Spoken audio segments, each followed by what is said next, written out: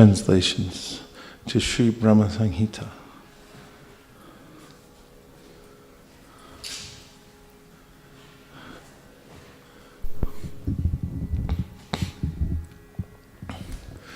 Krishna, who is known as Govinda, is the Supreme Godhead. He has an eternal blissful spiritual body. He is the origin of all. He has no other origin, and he is the prime cause of all causes.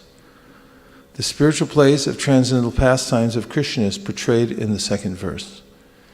The super excellent station of Krishna, which is known as Gokula, has thousands of petals and a corolla like that of a lotus sprouted from a part of his infinitary aspect, the whorl of the leaves being the actual abode of Krishna.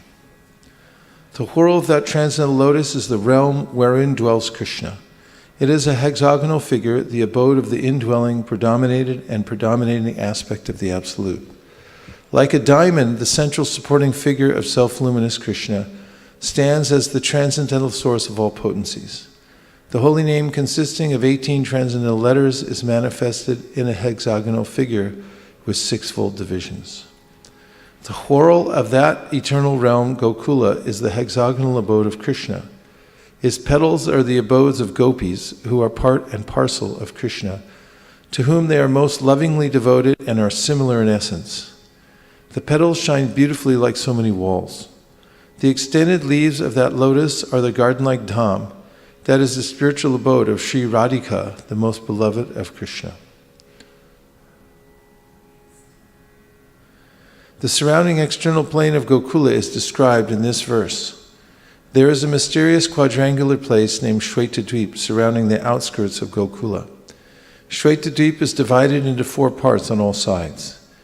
The abode of Vasudeva, Sankarsana, Pradyumna, and Aniruddha are separately located in each of these 4 parts. These 4 divided abodes are enveloped by the fourfold human requirements such as piety, wealth, passion, and liberation, as also by the 4 Vedas, namely Rig, Sama, Yajur, and Atharva, which deal with the mantra and which are the basis of achievements of the fourfold mundane requirements. 10 tridents are fixed in the 10 directions, including the zenith and nadir. The 8 directions are decorated with the 8 jewels of Mahapadma, Padma, Shankha, Makara, Kachapa, Mukunda, Kunda, and Nila. There are 10 protectors, Dikpalas, of the 10 directions in the form of mantra.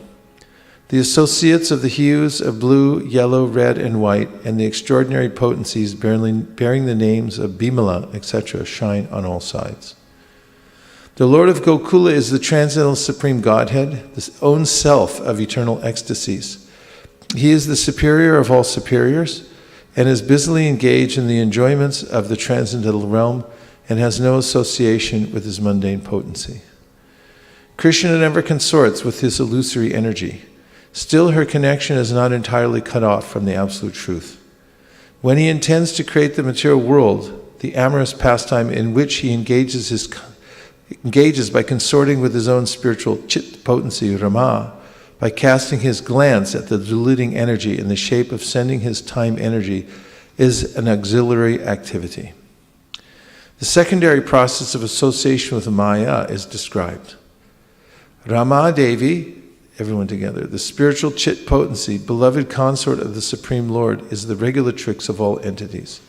The divine plenary portion of Krishna creates the mundane world. At creation there appears a divine halo of the nature of his own subjective portion, Shwamsha. This halo is divine Shambhu, the masculine symbol or manifested emblem of the Supreme Lord. This halo is the dim twilight reflection of the supreme eternal effulgence. This masculine symbol is the subjective portion of divinity who functions as progenitor of the mundane world, subject to the supreme regulatrix, Niyati. The conceiving potency in regard to mundane creation makes her appearance out of the supreme regulatrix. She is Maya, the limited, non-absolute apara potency, the symbol of mundane feminine productivity. The intercourse of these two brings forth the faculty of perverted cognition, the reflection of the seed of the procreative desire of the Supreme Lord. All offspring of the consort of the great Lord Maheshwar of this mundane world are of the nature of the embodiment of the mundane masculine and feminine generative organs. The person embodying the material causal principle, namely the great Lord of this mundane world, Maheshwar Shambhu, in the form of the male generating organ, is joined to his female consort, the limited energy Maya, as the efficient causal principle. The Lord of the world, Mahavishnu, is manifested in him by his subjective portion in the form of his glance. The Lord of the mundane world, Mahavishnu, possesses thousands of heads, eyes, hands. He is the source of thousands of avatars in his thousands of subjective portions. He is the creator of thousands of individual souls. The same Mahavishnu is spoken of by the name Narayan in this mundane world. From that eternal person has sprung the vast expanse of water of the spiritual causal ocean. The subjective portion of Sankarsana, who abides in Paravyoma, the above Supreme Purusha with thousands of subjective portions, reposes in the state of divine sleep, Yoga Nidra, in the waters of the spiritual causal ocean. The spiritual seeds of Sankarsana existing in the pores of skin of Mahavishnu are born as so many golden sperms. These sperms are covered with 5 great elements. The same Mahavishnu entered into each universe as his own separate subjective portions. The divine portions that entered into each universe are possessed of his majestic extension. That is, they are the eternal universal soul, Mahavishnu, possessing thousands of heads. The same Mahavishnu created Vishnu from his left limb, Brahma, the first progenitor of beings, from his right limb, and from the space between his 2 eyebrows, Shambhu, the divine masculine manifested halo. The function of Shambhu in relation to jivas is that this universe enshrining the mundane egotistic principle has originated from Shambhu. Thereupon the same great personal Godhead, assuming the threefold forms of Vishnu, Prajapati, and Shambhu, entering into the mundane universe, plays the pastimes of preservation, creation, and destruction of this world. This pastime, still in the last verse, this pastime is contained in the mundane world. Hence, it being perverted, the Supreme Lord, identical with Mahavishnu, prefers to consort with the goddess Yoganidra, the constituent of his own spiritual chit potency, full of the ecstatic trance of eternal bliss appertaining to his own divine personality. When Vishnu, lying in the ocean of milk, wills to create this universe, a golden lotus springs from his navel pit. The golden lotus with its stem is the abode of Brahma, representing Brahmaloka or Satyaloka. Before their conglomeration, the primary elements in their nascent state remained originally separated entities. Non-application of the conglomerating process is the cause of their separate existence. Divine Mahavishnu, primal Godhead, through association with his own spiritual chit potency, moved Maya, and by the application of the conglomerating principle, created those different entities in the state of their cooperation. And after that, he himself consorted with Yoga Nidra by way of his eternal dalliance with his spiritual chit potency. By conglomerating all those separate entities, he manifested the innumerable mundane universes and himself entered into the inmost recess of every extended conglomerate, Virat Vigraha. At that time, those jivas who had lain dormant during the cataclysm were awakened. The same jiva is eternal in his eternity and without beginning joined to the Supreme Lord by the tie of an eternal kinship. He is transcendental spiritual potency. The divine lotus which springs from the navel pit of Vishnu is in every way related by the spiritual tie with all souls and is the origin of 4-faced Brahma versed in the 4 Vedas. On coming out of the lotus, Brahma, being guided by the divine potency, turned his mind to the act of creation under the impulse of previous impressions, but he could see nothing but darkness in every direction. Then the goddess of learning, Saraswati, the divine consort of the Supreme Lord, said thus to Brahma, who saw nothing but gloom in all directions. O Brahma, this mantra, namely Kling Krishnaya Govindaya Gopijana Balabhaya Swaha, will assuredly fulfill your heart's desire. O Brahma, do thou practice spiritual association by means of this mantra, then all your desires will be fulfilled. Brahma, being desirous of satisfying Govinda, practiced the cultural acts for Krishna in Goloka, Lord of Shvetadvip, for a long time. His meditation ran thus: there exists a divine lotus of 1,000 petals augmented by millions of filaments in the transcendental land of Goloka. On its whirl there exists a great divine throne on which is seated Sri Krishna, the form of eternal effulgence, of transcendental bliss, playing on his divine flute, resonant with the divine sound, with his lotus mouth. He is worshipped by his amorous milkmaids with their respective subjective portions and extensions, and also by his external energy, who stays outside, embodying all mundane qualities. Then Gayatri, mother of the Vedas, being made manifest, that is, imparted by the divine sound of the flute of Sri Krishna, entered into the lotus mouth of Brahma, born from himself through his 8 ear holes. The lotus-born Brahma, having received the Gayatri sprung from the flute song of Sri Krishna, attained the status of the twice-born, having been initiated by the supreme primal preceptor, God in himself. Enlightened by the recollection of that Gayatri, embodying the 3 Vedas, Brahma became acquainted with the expanse of the ocean of truth. Then he worshipped Sri Krishna, the essence of all Vedas, with this hymn. I worship Govinda, the primeval Lord, the first progenitor, who is tending the cows, yielding all desire, in abodes built with spiritual gems, surrounded by millions of purpose trees, always served with great reverence and affection by hundreds of thousands of Lakshmis or Gopis. I worship Govinda, the primeval Lord, who is adept in playing on his flute, with blooming eyes like lotus petals, with head decked with peacock's feather, with the figure of beauty tinged with the hue of blue clouds, and his unique loveliness charming millions of cupids.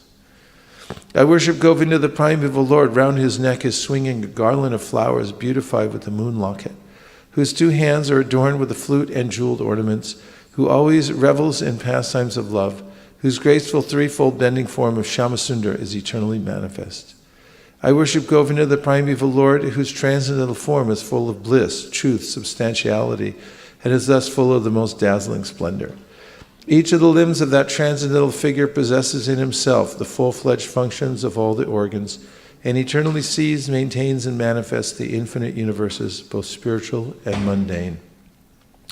I worship Govinda, the primeval Lord, who is inaccessible to the Vedas, but obtainable by pure unalloyed devotion of the soul, who is without a second, who is not subject to decay, is without a beginning, whose form is endless, who is the beginning and the eternal Purusha, yet he is a person possessing the beauty of blooming youth. I worship Govinda, the primeval Lord, only the tip of the toe of whose lotus feet is approached by the yogis who aspire after the transcendental and betake themselves to pranayama by drilling the respiration, or by the jnanis who try to find out the non-differentiated Brahman by the process of illumination of the mundane extending over thousands of millions of years. He is an undifferentiated entity, as there is no distinction between potency and the possessor thereof. In his work of creation of millions of worlds, his potency remains inseparable. All the universes exist in him, and he is present in his fullness in every one of the atoms that are scattered throughout the universe at one and the same time. Such is the primeval Lord whom I adore. I adore the same Govinda, the primeval Lord, in whose praise men, who are imbued with devotion, sing the mantra suktas told by the Vedas, by gaining their appropriate beauty, greatness, thrones, conveyances, and ornaments. I worship Govinda, the primeval Lord, residing in his own realm, Goloka, with Radha resembling his own spiritual figure, the embodiment of the ecstatic potency possessed of the 64 artistic activities in the company of her confidants, Sakhis, embodiments of the extensions of her bodily form, permeated and vitalized by his ever-blissful spiritual rasa. I worship Govinda, the primeval Lord, who is Shyamasundar, Krishna himself, with inconceivable, innumerable attributes, whom the pure devotees see in their heart of hearts, with the eye of devotion tinged with the salve of love. I worship Govinda, the primeval Lord, who manifested himself personally as Krishna and the different avatars in the world in the forms of Raman, Nrsimha, Vaman, etc., as his subjective portions. I worship Govinda, the primeval Lord, whose effulgence is the source of the non-differentiated Brahman mentioned in the Upanishads. Being differentiated from the infinity of glories of the mundane universe, appears as an indivisible, infinite, limitless truth. I worship Govinda, the primeval Lord, who is the absolute substantive principle, being the ultimate entity in the form of the support of all existence, whose external potency embodies the 3-fold mundane qualities, namely sattva, rajas, and tamas, and diffuses the Vedic knowledge regarding the mundane world. I worship Govinda, the primeval Lord, whose glory ever triumphantly dominates the mundane world by the activity of his own pastimes. being reflected in the mind of recollecting souls as the transcendental entity of ever-blissful cognitive rasa. Lowest of all is located Devi Dham, mundane world. Next above it is Mahesh Dham, abode of Mahesh. Above Mahesh Dham is placed Hari Dham, abode of Hari. And above them all is located Krishna's own realm named Goloka. I adore the primeval Lord Govinda, who has allotted their respective authorities to the rulers of those graded realms. The external potency Maya, who is of the nature of the shadow of the Chit potency, is worshipped by all people as Durga, the creating, preserving, and destroying agency of this mundane world. I adore the primeval Lord Govinda, in accordance with whose will Durga conducts herself. Just as milk is transformed into curd by the action of acids, but yet the effect curd is neither same as nor different from its cause, namely milk, so I adore the primeval Lord Govinda, of whom the state of Shambhu is a transformation for the performance of the work of destruction. The light of one candle being communicated to other candles, although it burns separately in them, is the same in its quality. I adore the primeval Lord Govinda, who exhibits himself equally in the same mobile manner in his various manifestations. I adore the primeval Lord Govinda, who, assuming his own great subjective form, who bears the name of Shesha, replete with the all-accommodating potency, and reposing in the causal ocean with the infinity of the world in the pores of his hair, in joyous creative sleep, Yoga Nidra. Brahma and other lords of the mundane worlds, appearing from the pores of hair of Mahavishnu, remain alive as long as the duration of one exhalation of the latter, Mahavishnu. I adore the primeval Lord Govinda, of whose subjective personality Mahavishnu is the portion of portion. I adore primeval Lord Govinda, from whom the separated subjective portion, Brahma, receives his power for the regulation of the mundane world, just as the sun manifests some portion of his own light in all the effulgent gems that bear the names of Surya Kanta, etc. I adore the primeval Lord Govinda, whose lotus feet are always held by Ganesh upon the pair of tumuli protruding from his elephant head, in order to obtain power for his function of destroying all the obstacles on the path of progress of the three worlds. The three worlds are composed of the 9 elements, namely fire, earth, ether, water, air, direction, time, soul, and mind. I adore the primeval Lord Govinda, from whom they originate, in whom they exist, and into whom they enter at the time of universal cataclysm. The sun, who is the king of all the planets, full of infinite effulgence, the image of the good soul, is as the eye of this world. I adore the primeval Lord Govinda, in pursuance of whose order the sun performs his journey, mounting the wheel of time. I adore the primeval Lord Govinda, by whose conferred power are maintained the manifested potencies that are found to exist of all virtues, all vices, the Vedas, the penances, and all jivas, from Brahma to the meanest insect. I adore the primeval Lord Govinda, who burns up to their roots all fruitive activities of those who are imbued with devotion, and impartially ordains for each the due enjoyment of the fruits of one's activities of all those who walk in the path of work, in accordance with the chain of their previously performed works, no less in the case of the tiny insect that bears the name of Indragopa than in that of Indra, king of the Devas.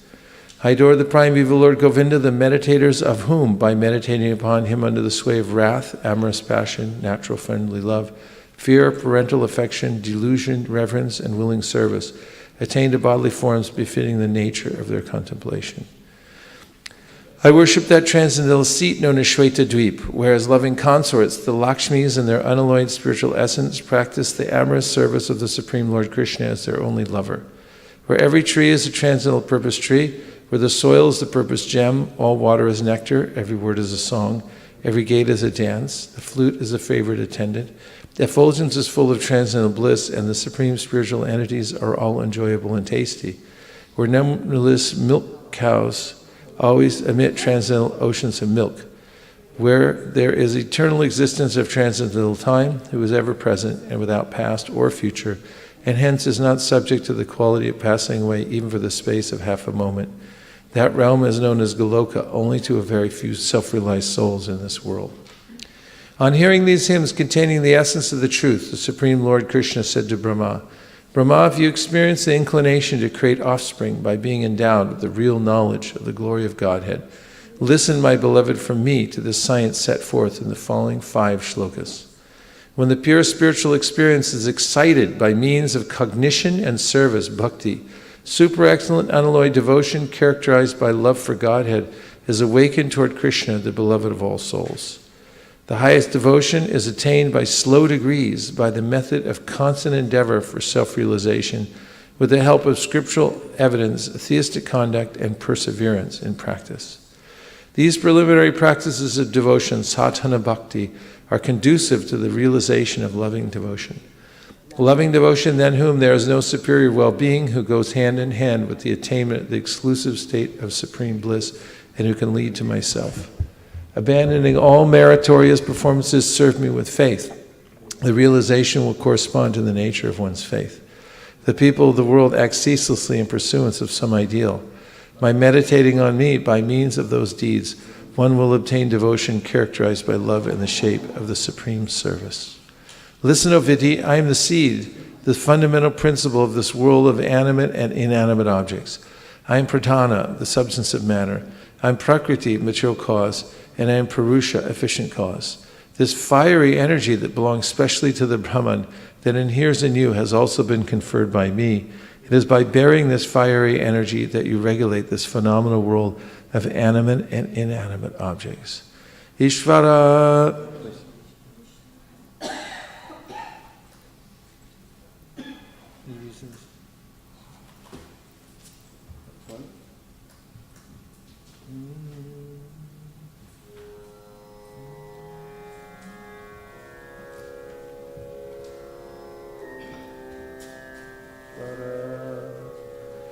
Shvara Parama Krishna Sakchirananda Vigraha Anadiradir Govinda Sarva Karana Karanam. Is that okay for you? One higher.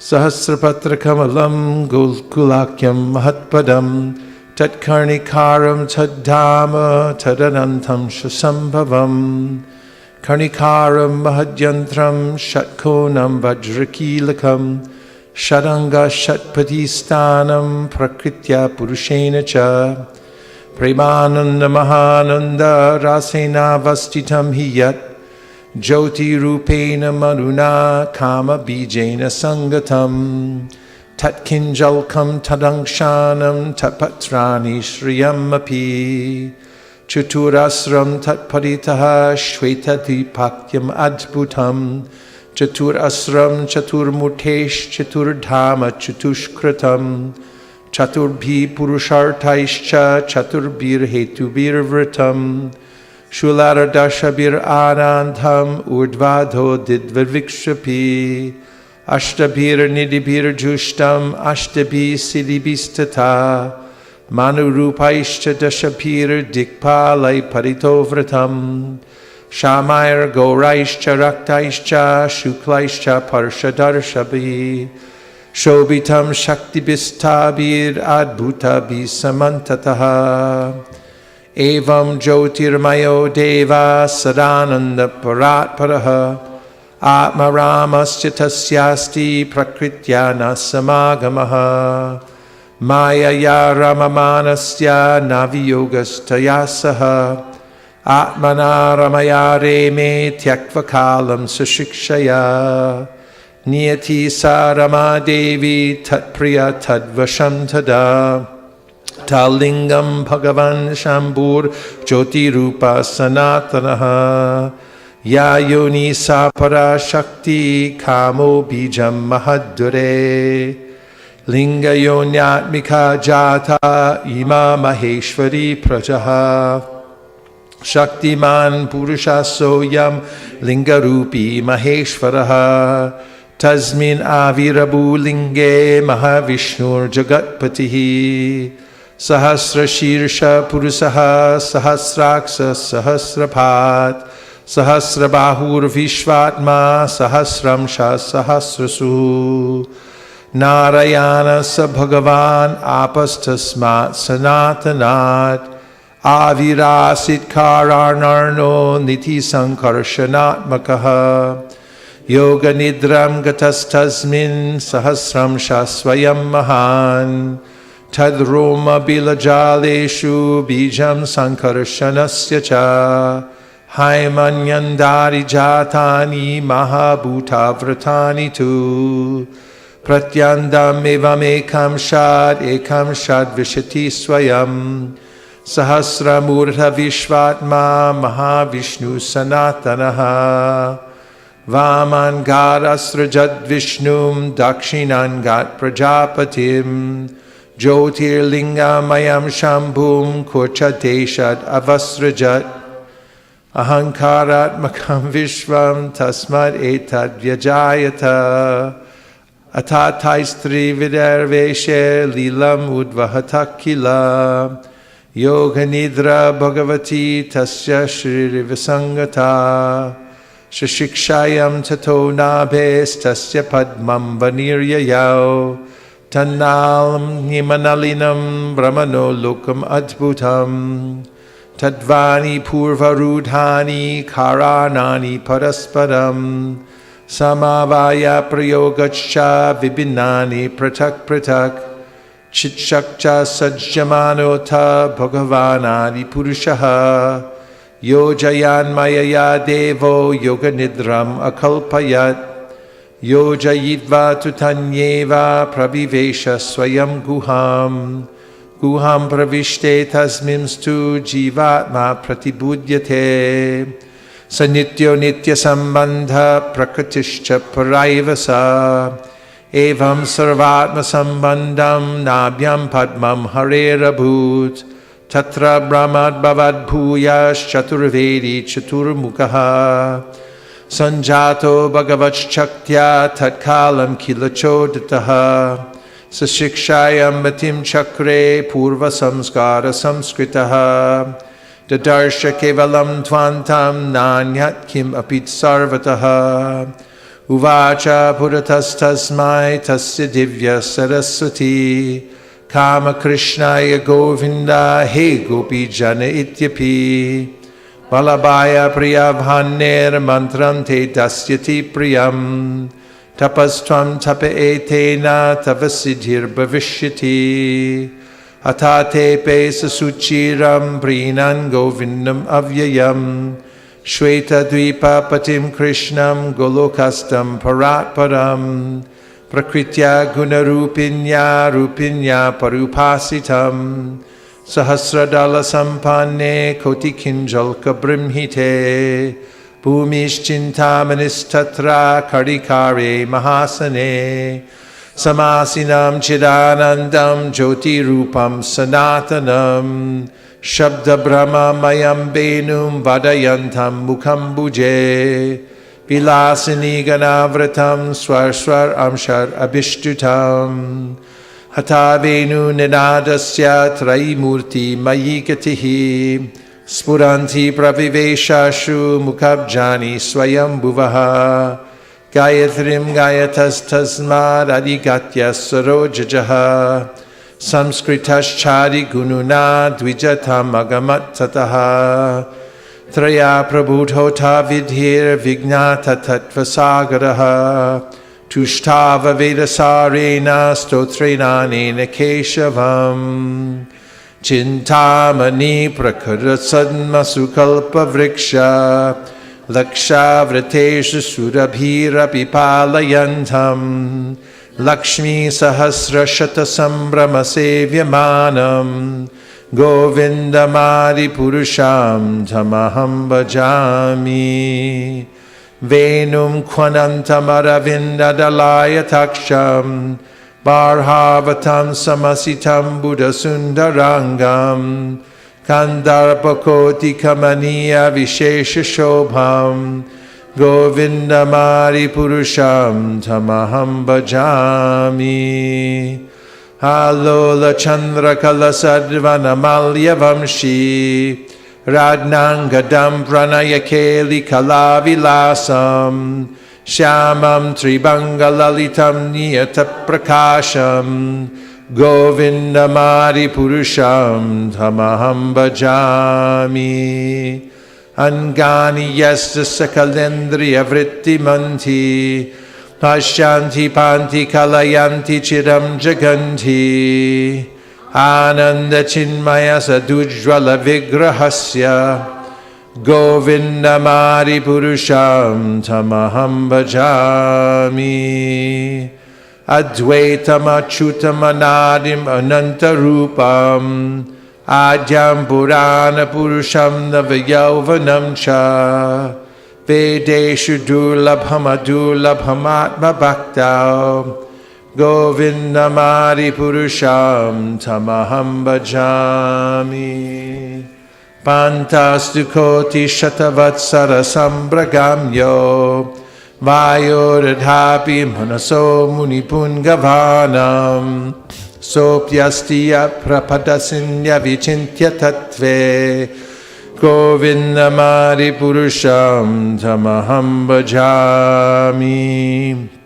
He Kopya Saura Charitum Jagadanda Kotim Yat Shakti Rasti Jagadanda Chayaya Dantaha Andantarasta Paramanu Chayantarastam Govindamari Purusham Tamaham Bhajami. Yad Bhava Bhavi Tadiyo Manujasta Taiva Samprapya Rupa Mahima Sanayana Bhushaha Sukteryamevan Nagama Pratitaistu Vanti Govindamari Purusham Tamaham Bhajami. Ananda Chinmaya Rasa Pratibhavitavis Tabirya Eva Nija Rupa Taya Kalabihi Goloka Eva Nivasatya Kilatma Bhuto Govindamari Purusham Tamaham Bhajami. Premanjana Chudita Bhakti Vilochanena Santaksa Deva Hridayeshu Vilokayanti Yam Shama Sundarama Chincha Gunaswarupam Govindamari Purusham Tamaham Bhajami. Ramari Muti Shukalani Amena Tishtan Gnanavatara Makaro Bhuvaneshu Kintu Krishna Swayam Samhavavat Parama Pumanyo Govindamari Purusham Tamaham Bhajami. Yasya Prabha Prabhabato Jagadanda Koti Koti Sheshesha Vasudari Vibhuti Binnam Tad Brahma Nishkalam Anantam Ashesha Bhutam Govindamari Purusham Tamaham Bhajami. Maya Hiyasya Jagadanda Shatani Sute Traigunya Tad Vishaya Veda Vitaya Mana Sattva Valambi Parasattvam Vishuddha Sattvam Govindamari Purusham Tamaham Bhajami. Ananda Chinmaya Rasatmataya Manasu Yat Praninam Pratipalam Smarutam Upetya Lila Itena Bhuvanani Jayat Yajasram Govindamari Purusham Tamaham Bhajami. Golokanamni Nijadamni Taleta Tasya Devi Mahesha Haridam Suteshu Teshu Te Te Prabhava Nichaya Vihitascha Yena Govindamari Purusham Tamaham Bhajami. Shristi Stiti Pralaya Sarana Shakti Reka Chayeva Yasya Bhuvanani Vibharati Durga Ichchanurupam Api Yasya Chacheshta Tesa Govindamari Purusham Tamaham Bhajami.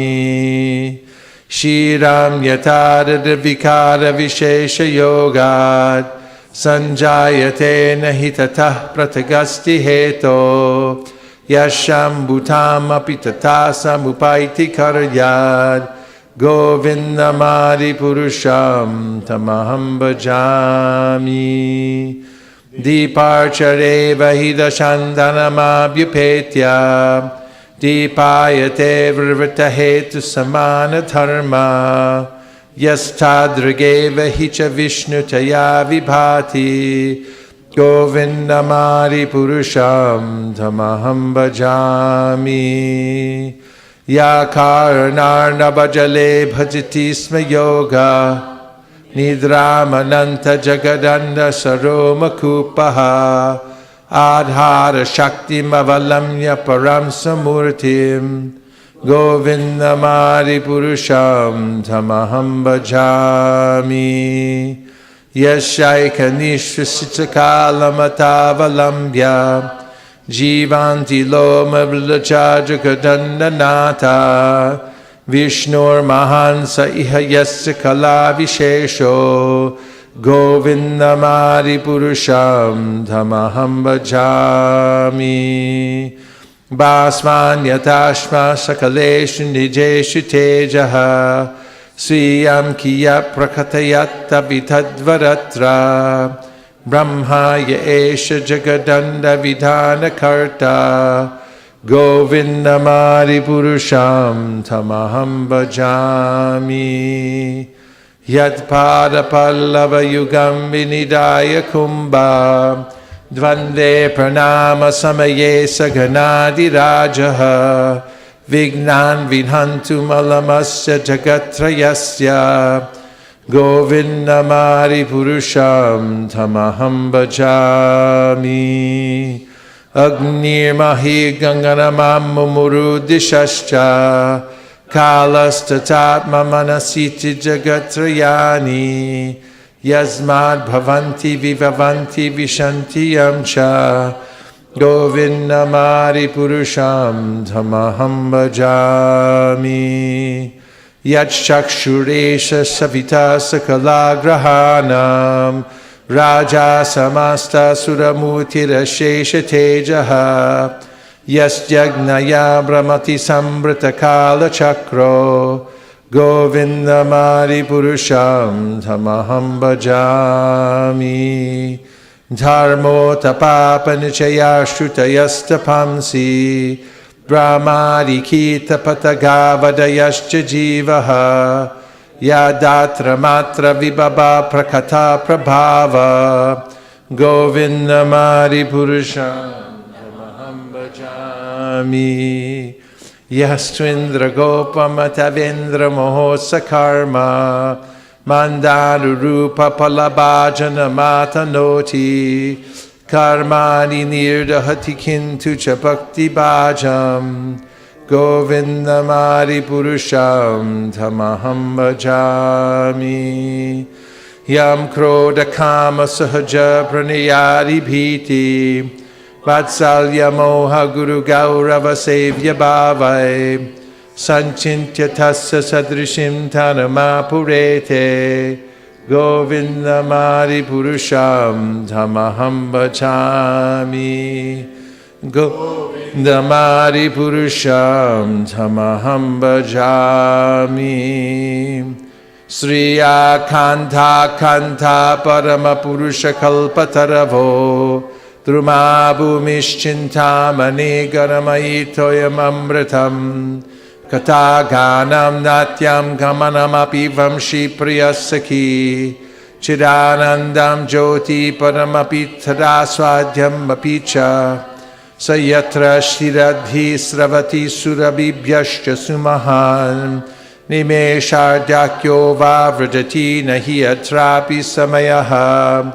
Vaje shweta dvipam tamaham yaha golokamityam Vidantas deshantakshiti viralachara katipaye Ato vacha mahavishnur bhagavantam prajapatim Brahman mahatva vignane prajasarge jachinmatihi Pancha shlokim imam vidyam vatsa tattvam nibodame Prabhude jnana bhaktivyam atmayananda chinmayi Ude tunatama bhaktir bhagavat prema lakshana Pramanais tat saracharais tarabhyasir nirantaram Bodhayanatmanatmanam bhaktimapyuttamam labet Yasya shreyaskaram nasti yaya nivritum apnuyat Yasariyati mameva bhaktim tameva sadaye. Dharmananyan parityajya mamekam bhaja vishwasan. Yadrishi shraddha siddhir bhavati tadrishi. Kurvandirantaram karma loko yam manavartate. Tenaiva karmana dhyayan mam param bhaktimichyati. Aham hi vishwasya characharasya bijam pradhanam prakriti pumamscha. Maya hitam teja idam bibarshi videhi tvamato jaganti. Ishvaraha parama Krishna sakchir ananda vigraha. Anadiradir govinda sarvakarana karanam. Iti Sri Brahma Sanghita Samburnam Hari Om. Divinity Divine Service, please. Hare Krishna. Vyasuvacha iti samprashna sambrishto vipranam romaharshanihi pratipuja vachastesham pravaktum upachakrame sutuvacha yam pravajantam anupetyam apetya krityam dvaipayano viraha kartara ajuhava putreti tanmayatayatara binedus tan sarva bhutardayam bunim anatosmi yaksvanubhavam akila shuti saramekam adhyamadipam atitirshitam tamondam samsarinam karunayaha purana kuhyam tam vyasasunum upayami gurum muninam. Narayanam namaskritya naram chaiva narottamam devim sarasatim vyasam tato jayam udirayed. Munayak sadhu prishtoham bhavadbhir lokamangalam yakrita krishna samprashno yenama suprasidati. Savai pumsam paro dharmo yato bhakti ratoksaje ahaitu kiya pratiyata yayatma suprasidati. Vasudeve bhagavati bhakti yoga prayojitaha janayat yashu vairagnyam jnanam cha yadahaitukam. Dharmasmanushtita pumsam vishvaksena katasuyaha notpade yadyadiratim shrama eva hi kevalam. Dharmasya hyapavargasya nartortayopakalpate nartasya dharmaikantasya kamolabhaya hismitaha.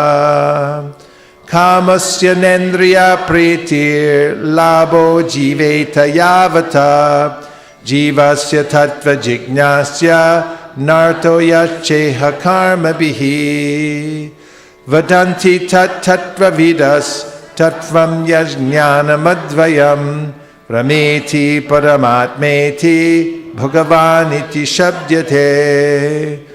Tachchadadhana munayo jnana vairagya yuktaya pashyantya manichatmanam bhaktya shruta grahitaya. Atakpumbir dvija shreshta varnashrama vibhagashaha swanushtistasya dharmasya samsadir haritoshanam. Tasmade kena manasa bhagavan sattvatam patihi shrotavya kirtitavyascha dhyaya pujascha nityada. Yad anudyasina yukta karma granthi nibandanam chindanti kavidastasya kona kuryat kataratim. Shushusho shajatanasya Vasudeva Kataruchihi Syan Mahat Sevaya Vipra Punyatirtha Nishevanan. Shrinvatam Swakata Krishna Punya Shravana Kirtanaha Shrityantaksto hyabadrani Vitunoti suhritsatam Nashtapresha bhadreshu Nityam bhagavata sevaya Bhagavat yutamashloke Bhaktir bhavati naishtiki Tadarajastamo bhava Kamaloba dayaschaye Cheta eter anavidham Stitam satve prasidati Evam prasanna manaso Bhagavad bhakti yogataha Bhagavad tattva vijnanam Mukta sangasya jayate Vidyate rade grantish Chitante sarva samshayaha Shiyante chasya karmani Drishte vatmanishvare Hato vai kavayo nityam Bhaktim paramaya muda Vasudeve bhagavati Kurvantyatma prasadanim Sattvam rajastama iti prakritir gunastar Yukta para purusha eka ihasya date Stityadaye hari varinchi hareti samjha Shreyamsi tatra kalu sattvatanondranam suhu Parthiva dharano dhumas Tasmadagni mayaha Tamasastura jastasmad Sattvam yad brahmadarshanam Bhejide munayo tagre Bhagavantam adhoksajam Sattvam vishuddham schemaya Kalpante yenutaniha Mumukshavo ghaura rupan Hitva bhuta patinata Narayana kala shanta Bhajanti yana suyavaha Rajastama prakritaya Samashila bhajanti vai Pitrir bhuta prajeshadin Shri Aishvarya prajepsavaha Vasudeva paraveda Vasudeva paramakaha Vasudeva para yoga Vasudeva para kriyaha Vasudeva param jnanam Vasudeva param tapaha Vasudeva paro dharmo Vasudeva paragatihi Sa evedam sasarjagre Bhagavanat mamayaya Sarasadrupaya chasau Gunamaya guno vibuhu Taya vilashite shreshu Guneshu gunavaniva Antak pravishta abhati Frignanena vrajimbritaha Yata yavihito vanir Darushveka swayonishu Naniva bhati vishvatma Bhuteshu chatatapuman Asau gunamayer bhavir Bhuta sukshmendriyatmabihi Swanirmiteshu nirvishto Bhunkte bhuteshu tadgunan Bhavayatyesha satvena Lokan vai lokabhavanaha Lilavataranurato Devatiryandaradishu Iti Srimad Bhagavate Mahapurane Paramahamsyam Samitayam Pratamaskande Namishyo Prakyani Dvityo Dhyayaha Hari Om. Translations, please. Ugrashava Sutta Goswami, the son of Romaharshan, being fully satisfied by the perfect questions of the Brahmanas, thanked them and thus attempted to reply. Srila Sutta Goswami said, "Let me offer my respectful obeisances unto that great sage, Shukadeva Goswami, who can enter the hearts of all. When he went away to take up the renounced order of life, sannyas, leaving home without undergoing reformation by the sacred thread or the ceremonies observed by the higher caste, his father Vyasadeva, fearing separation from him, cried out, 'O my son!' Indeed, only the trees, which were absorbed in the same feelings of separation, echoed in response to the bereaved father. Let me offer my respectful obeisances unto him, Shuka, the spiritual master of all sages, the son of Vyasadeva, who out of his great compassion for those gross materialists who struggle to cross over the darkest regions of material existence, spoke this most confidential supplement to the cream of Vedic knowledge after having personally assimilated it by experience. Before reciting the Srimad Bhagavatam, which is the very means of conquest, one should offer respectful obeisances unto the personality of Godhead Narayan, unto Narayan Rishi, the supermost human being, unto Mother Saraswati, the goddess of learning, and unto Srila Vyasadeva, the author. O sages, I have been justly questioned by you. Your questions are worthy because they relate to Lord Krishna and so are of relevance to the world's welfare.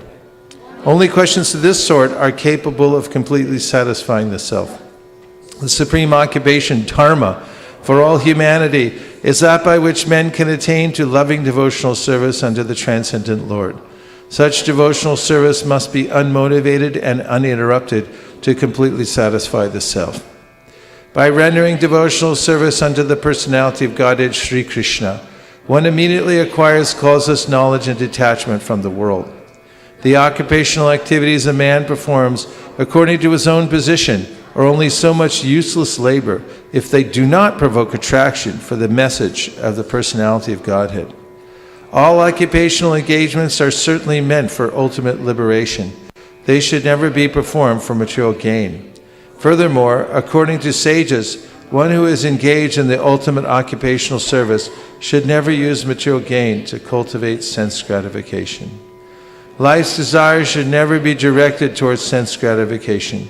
One should desire only a healthy life or self-preservation, since a human being is meant for inquiry about the absolute truth. Nothing else should be the goal of one's works. Learned transcendentalists who know the absolute truth call this non-dual substance Brahman, Paramatma, or Bhagavan. The seriously inquisitive student or sage, well equipped with knowledge and detachment, realizes that absolute truth by rendering devotional service in terms of what he has heard from the Vedanta Shruti.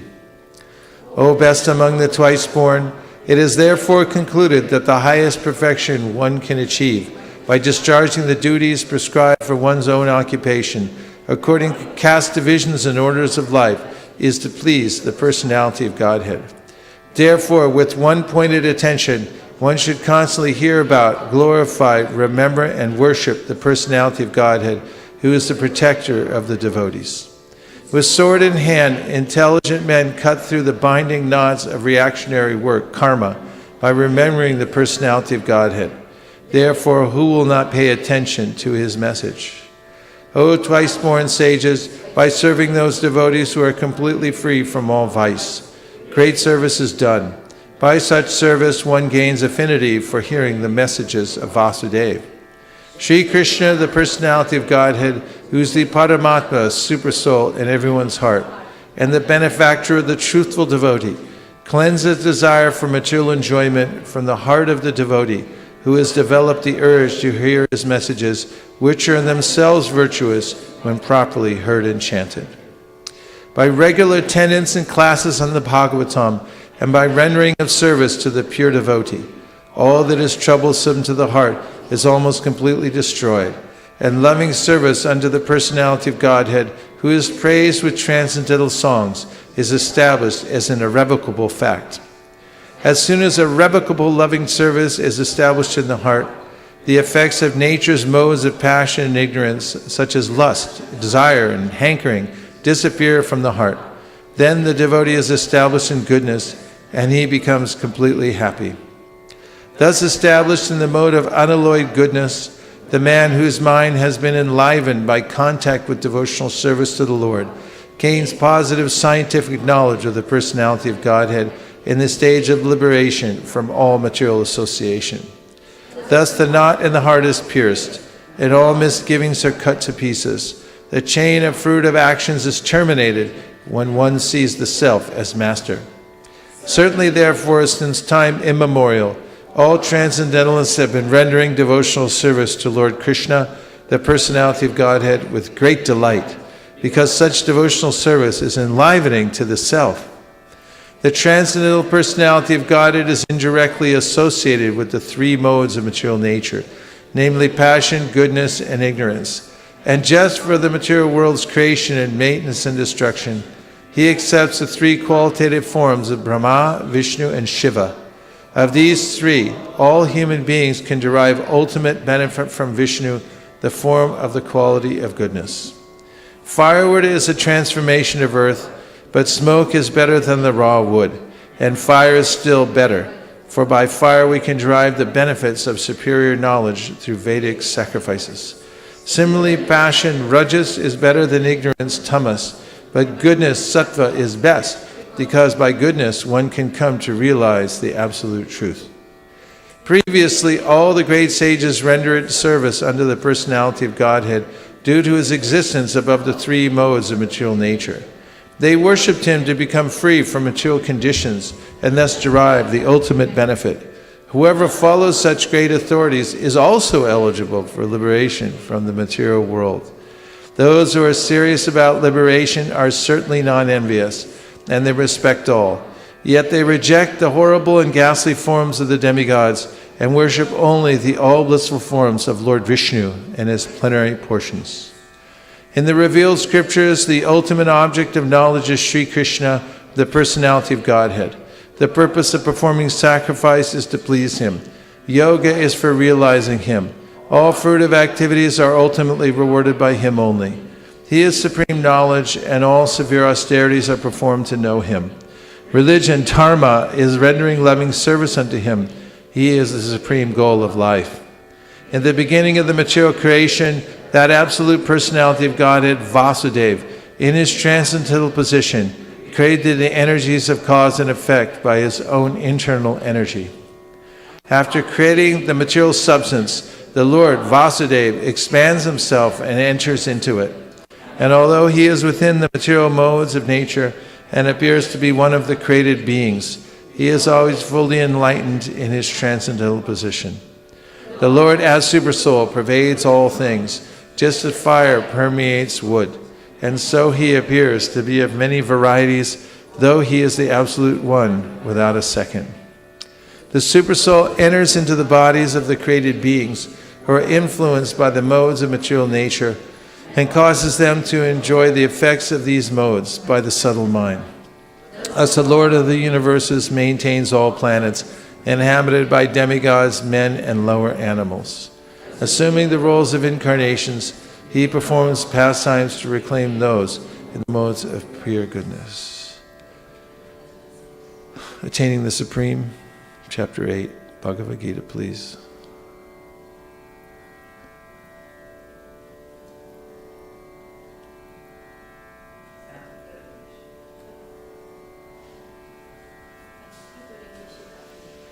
Sanskrit.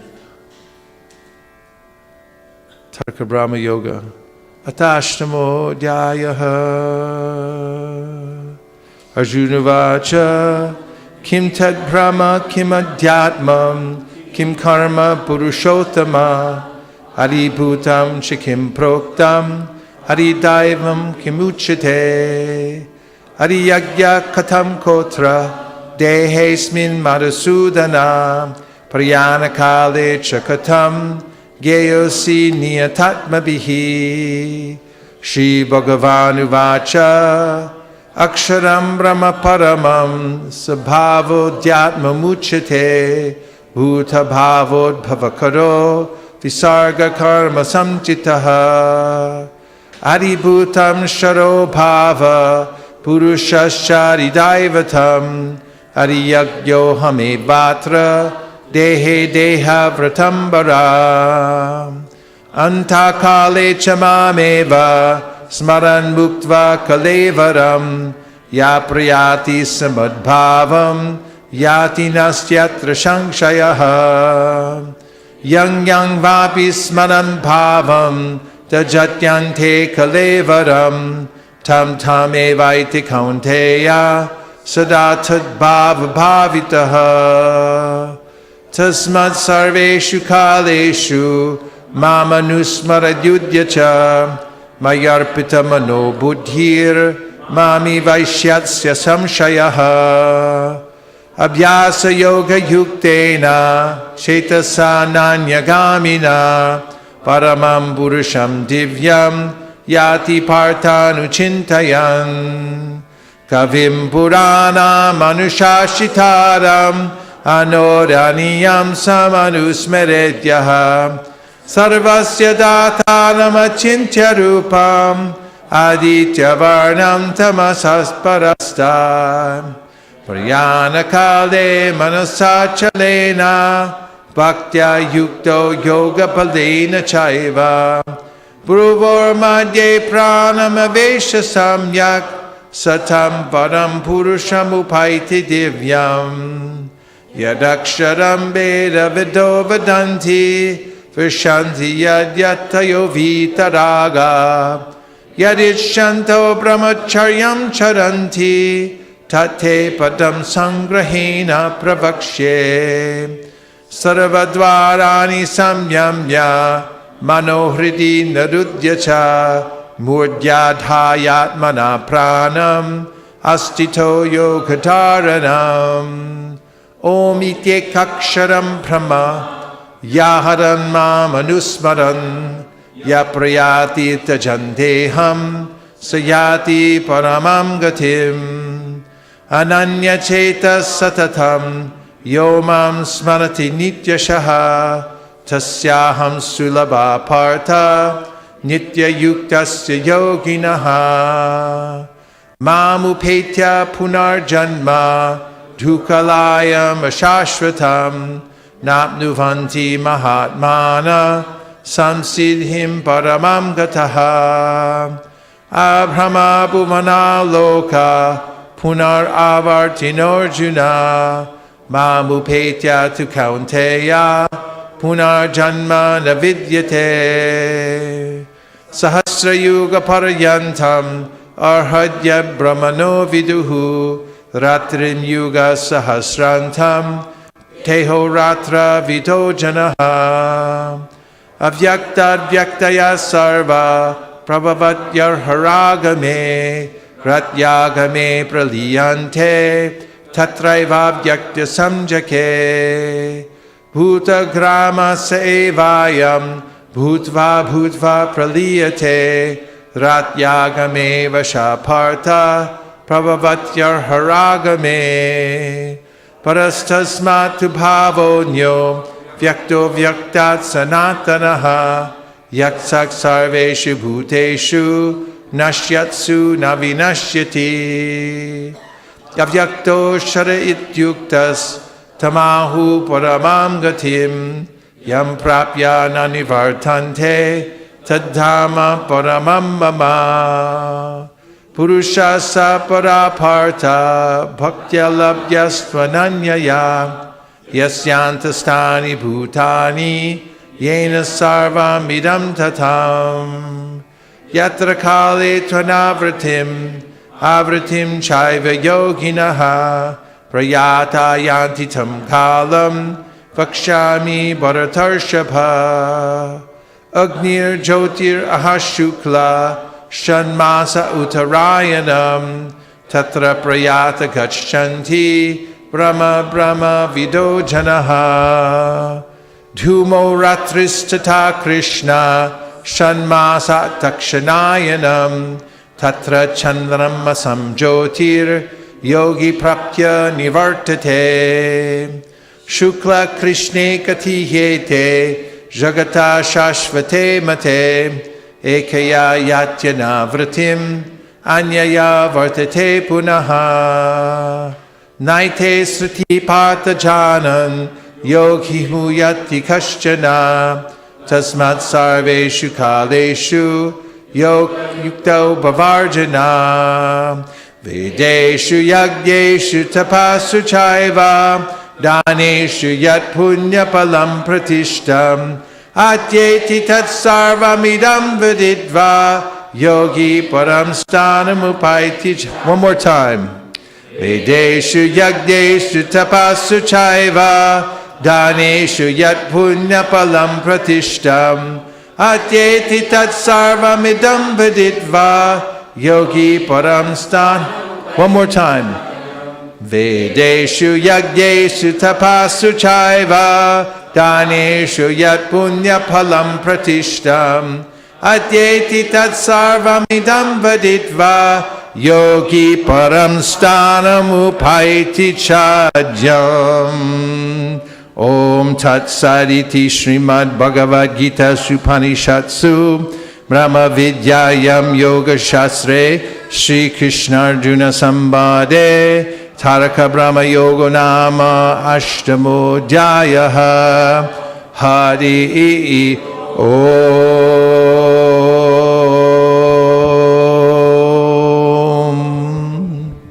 Translations.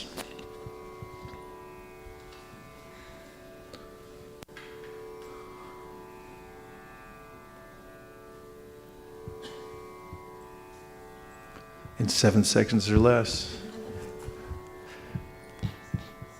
Arjuna inquired, O my Lord, O Supreme Person, what is Brahman?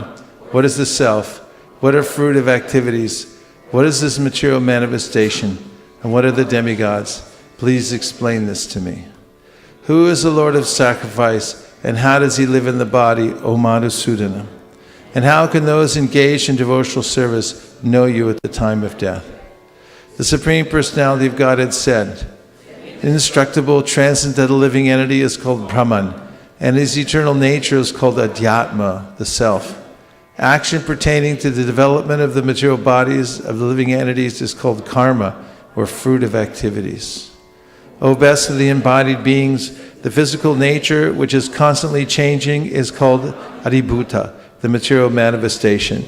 The universal form of the Lord, which includes all the demigods, like those of the sun and moon, is called Adidaiva. And I, the Supreme Lord, represented as the Supersoul in the heart of every embodied being, am called Adiyagya, the Lord of Sacrifice. And whoever at the end of his life quits his body, remembering me alone, at once attains my nature. Of this there is no doubt. Whatever state of being one remembers when he quits his body, O son of Kunti, that state he attains without fail. Therefore, Arjuna, you should always think of me in the form of Krishna, and at the same time carry out your prescribed duty of fighting. With your activities dedicated to me and your mind and intelligence fixed on me, you will attain me without doubt. He who meditates on me as the Supreme Personality of Godhead, his mind constantly engaged in remembering me, undeviated from the path, he, O Partha, is sure to reach me. One should meditate upon the Supreme Person as the one who knows everything, as he who is the oldest, who is the controller, who is smaller than the smallest, who is the maintainer of everything, who is beyond all material conception, who is inconceivable, and who is always a person. He is luminous like the sun, and he is transcendental beyond this material nature. One who at the time of death fixes his life air between the eyebrows, and by the strength of yoga, with an undeviating mind, engages himself in remembering the Supreme Lord in full devotion, will certainly attain to the Supreme Personality of Godhead. Persons who are learned in the Vedas, who utter Omkara, and who are great sages in the renounced order, enter into Brahman. Desiring such perfection, one practices celibacy. I shall now briefly explain to you this process by which one may attain salvation. The yogic situation is that of detachment from all sensual engagements, closing all the doors of the senses and fixing the mind on the heart and the life air at the top of the head. One establishes himself in yoga. After being situated in this yoga practice and vibrating the sacred syllable Om, the supreme combination of letters, if one thinks of the Supreme Personality of Godhead and quits his body, he will certainly reach the spiritual planets.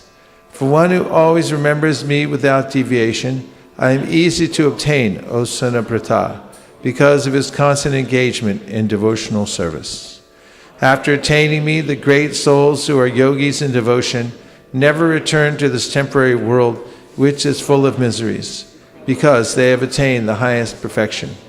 From the highest planet in the material world down to the lowest, all are places of misery wherein repeated birth and death take place. But one who attains my abode, O son of Kunti, never takes birth again. By human calculation, 1,000 ages taken together form the duration of Brahma's one day, and such also is the duration of his night. At the beginning of Brahma's day, all living entities become manifest from the unmanifest state, and thereafter, when the night falls, they are merged into the unmanifest again. Again and again, when Brahma's day arrives, all living entities come into being, and with the revival of Brahma's night, they are helplessly annihilated. Yet there is another unmanifest nature, which is eternal and is transcendental to this manifested and unmanifested matter. It is supreme and is never annihilated. When all in this world is annihilated, that part remains as it is.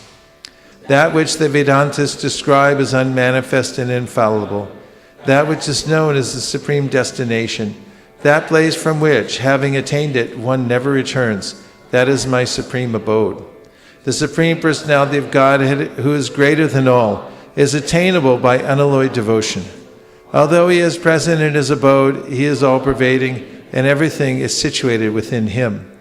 O best of the Bharatas, I shall now explain to you the different times at which, passing away from this world, the yogi does or does not come back.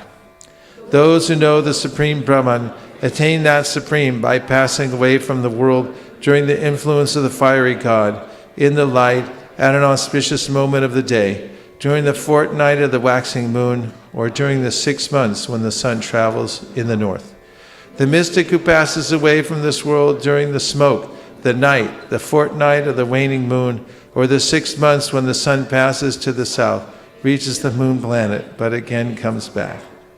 According to Vedic opinion, there are 2 ways of passing from this world, one in light and one in darkness. When one passes in light, he does not come back, but when one passes in darkness, he returns.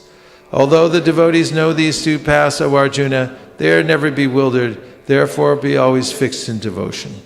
A person who accepts the path of devotional service is not bereft of the results derived from studying the Vedas, performing sacrifices, undergoing austerities, giving charity, or pursuing philosophical and fruitive activities.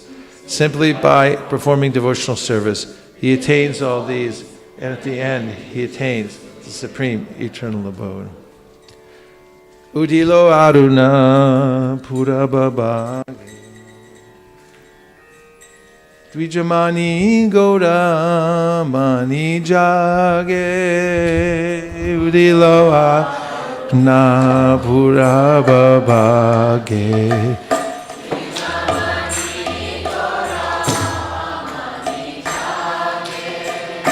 Bhakata Samua Loya Sate Gila Nagara Braje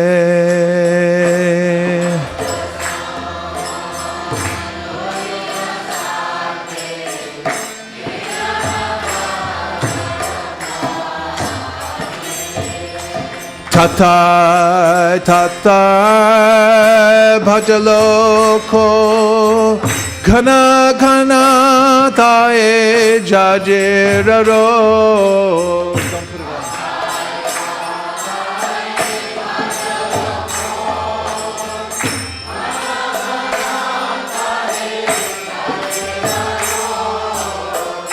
Prime Dala Dala Sonaranga Charane Nupura Baje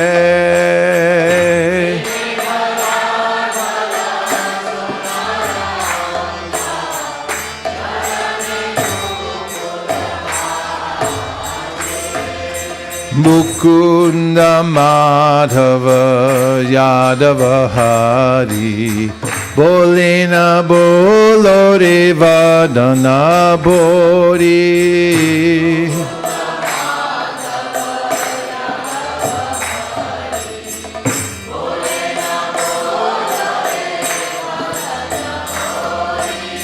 Miche Nida Bashe Gelole Rati Divasha Sharira Shaje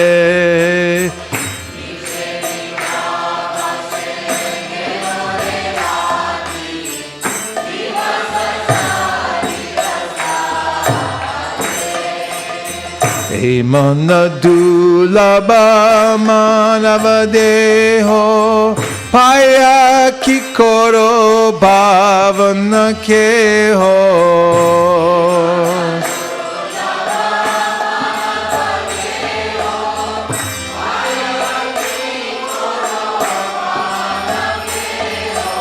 Ebena bajile jashoda suta charame pori belaje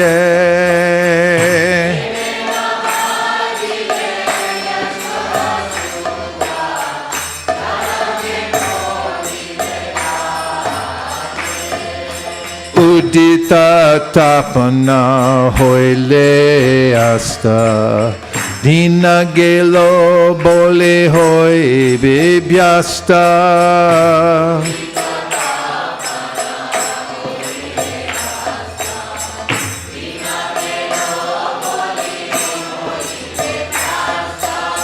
Tabe keno ebe alasa hoi na bhajari doyaraje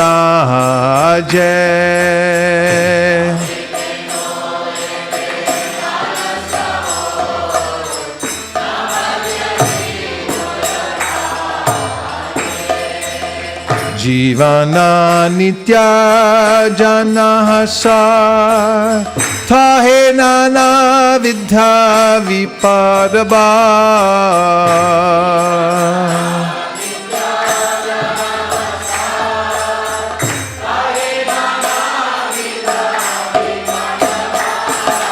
Namashraya kore jatane tumi Taka panakaje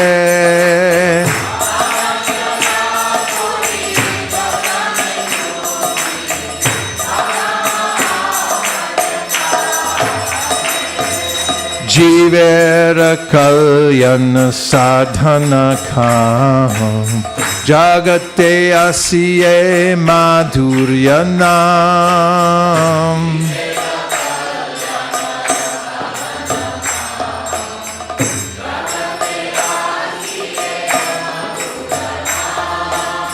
Avidyatimira tapana rupe Hridgagane biraje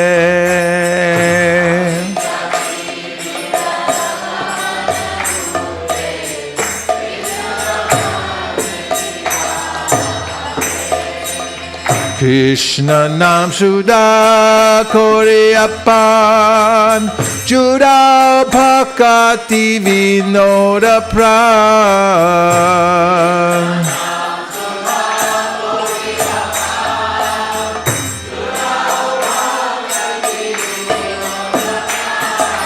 Nam bina kichu nahi ko aro Chaura bhuvana mahaje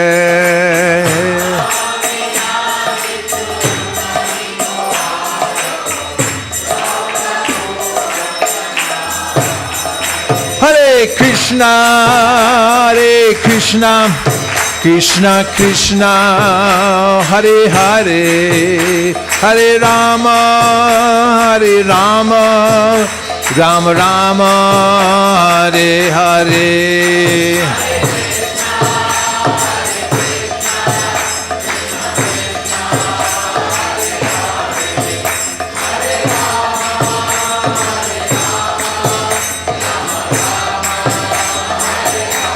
Hare Krishna, Hare Krishna, Krishna Krishna, Hare Hare, Hare Rama, Hare Rama, Rama Rama, Hare Hare.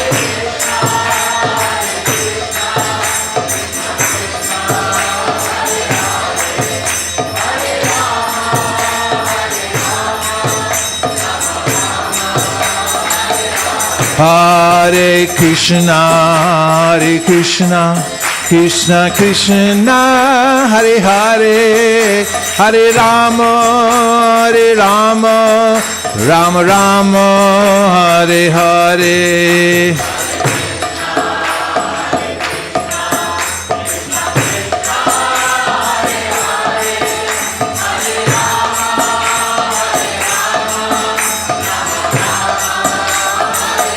Hare Krishna, Krishna Krishna, Hare Hare, Hare Rama, Rama Rama, Hare Hare.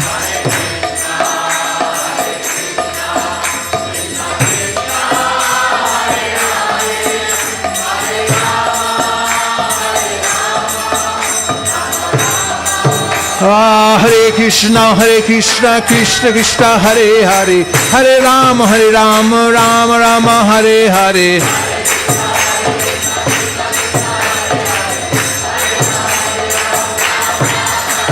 Hare Krishna, Krishna Krishna, Hare Hare, Hare Rama, Rama Rama, Hare Hare.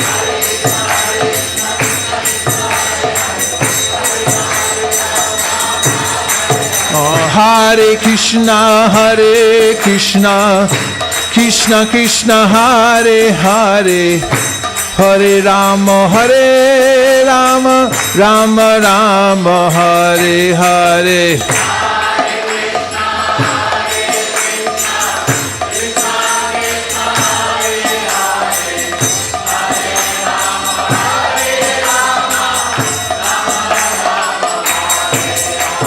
Hare Krishna,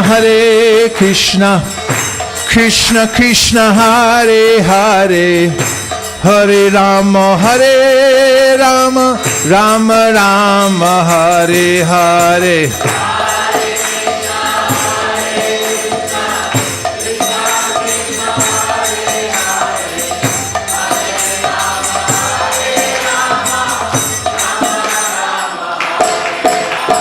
Hare Krishna, Krishna Krishna, Hare Hare, Hare Rama, Rama Rama, Hare Hare.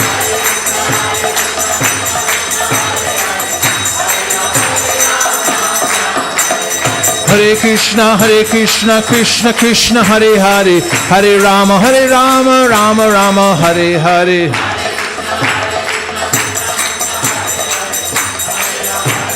Nitai Gaur Hari Bol, Hari Bol, Hari Bol, Nitai Gaur Hari Bol.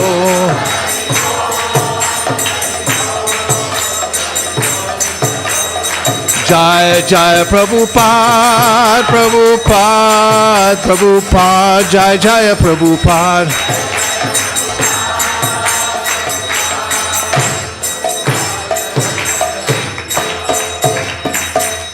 Daga Premanande, Sharinam Sankirtan Ki, Sharinam Mantra Ki, Sharinam Prabhu Ki, Go Premanande. Nitai Gaura Hari Bol, Hari Bol, Hari Bol, Nitai Gaur Hari Bol.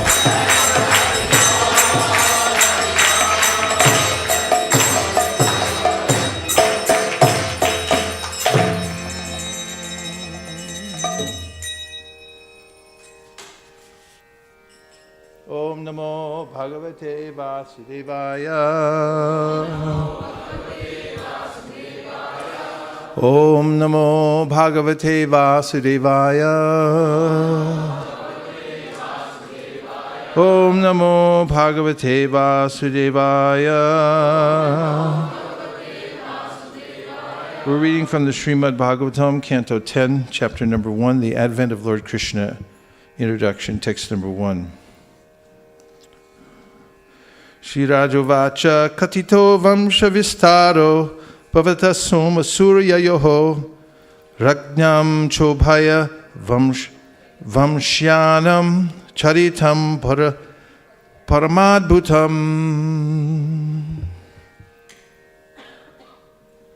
King Parikshit said, "My dear Lord, you have elaborately described the dynasties of both the moon god and the sun god with the exalted and wonderful character of their kings." Purport.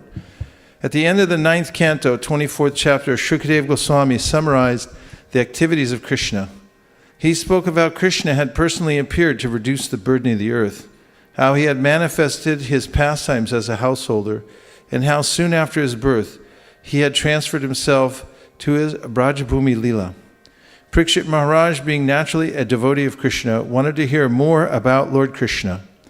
Therefore, to encourage Shukadeva Goswami to continue speaking about Krishna and give further details, he thanked Shukadeva Goswami for having described the activities of Krishna in brief. Shukadeva Goswami had said, Jato gata pratir grihad varam editarto hatva ripun sutta shatani kritorudaraha utpadyateshu purusha kratubi samije atmanamatma niganam pratayanjaneshu. The Supreme Personality of Godhead Sri Krishna, known as Lila Purushottam, known as what? Appeared as the son of Vasudeva, but immediately left his father's home and went to Vrindavan. Went where? Vrindavan. To expand his loving relationships with his confidential devotees. In Vrindavan, the Lord killed many demons, and afterwards he returned to Dwarka. Where? Dwarka. Where, according to Vedic principles, he married many wives. How many? Many. Exactly how many? Who were the best of women, begot through them hundreds of sons. How many? Hundreds. Exactly how many? 16,108 times 10.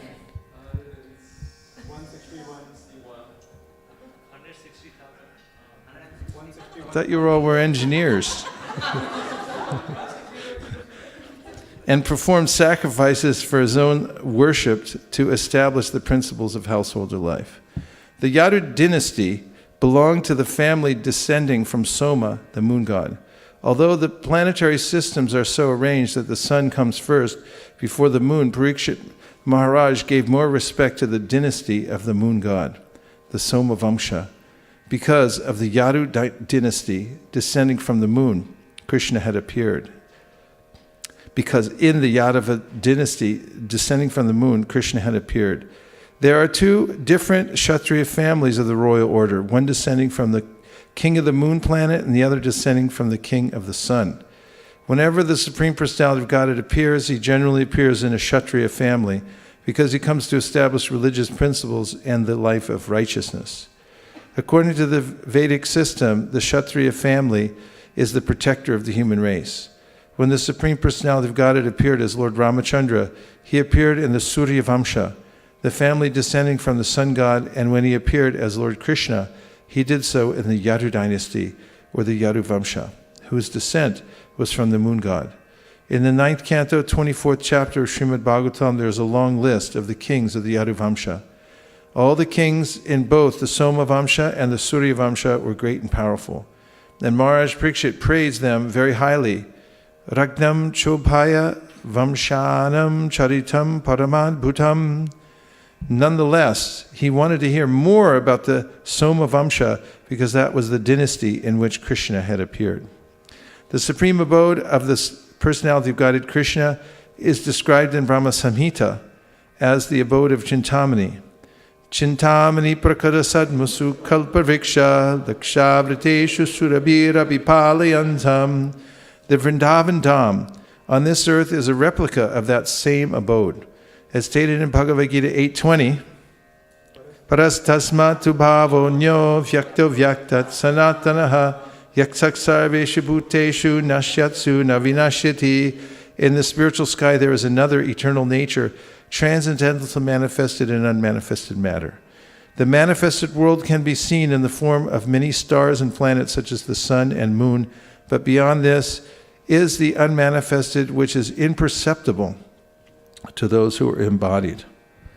And beyond this unmanifested matter is the spiritual kingdom, which is described in Bhagavad Gita as supreme and eternal.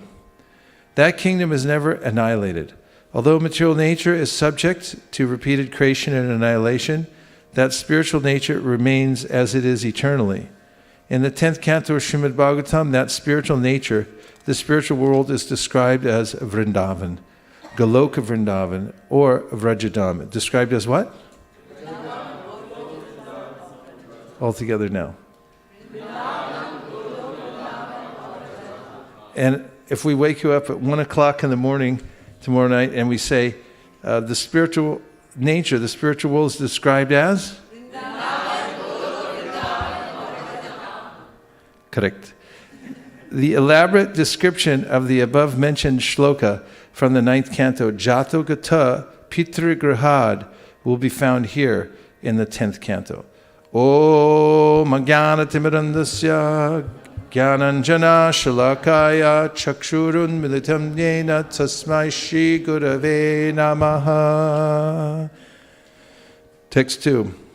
Yadosh Chatarama Shilasya Nitaram Muni Sattama Tatram Shi Navatirnasya Vishnur Viryani Shamsanaha. O best of Munis. Who is the best of Munis? You have also described the descendants of Yadu, who were very pious and strictly adherent to religious principles. Now, if you will, kindly describe the wonderful, glorious activities of Lord Vishnu, or Krishna, who? Who appeared in that Yadu dynasty with Baladev, his plenary expansion. Purport. The Brahma Samhita 5.1 explains that Krishna is the origin of the Vishnu Tattva. Ishvara Parama Krishna Sakchirananda Vigraha Anadiradir Govinda Sarva Karana Karanam. Krishna, who is known as Govinda, is the supreme controller. He has the eternal blissful spiritual body. He is the origin of all. He has no other origin, for he is the prime cause of all causes. Yasyaikanishtakalamatavalamya Jivanti Lome Vilajajakadannanata Vishnur Mahansa Iha Yastikala Vishesho Govindamadi Purusham Tamaham Bhajami.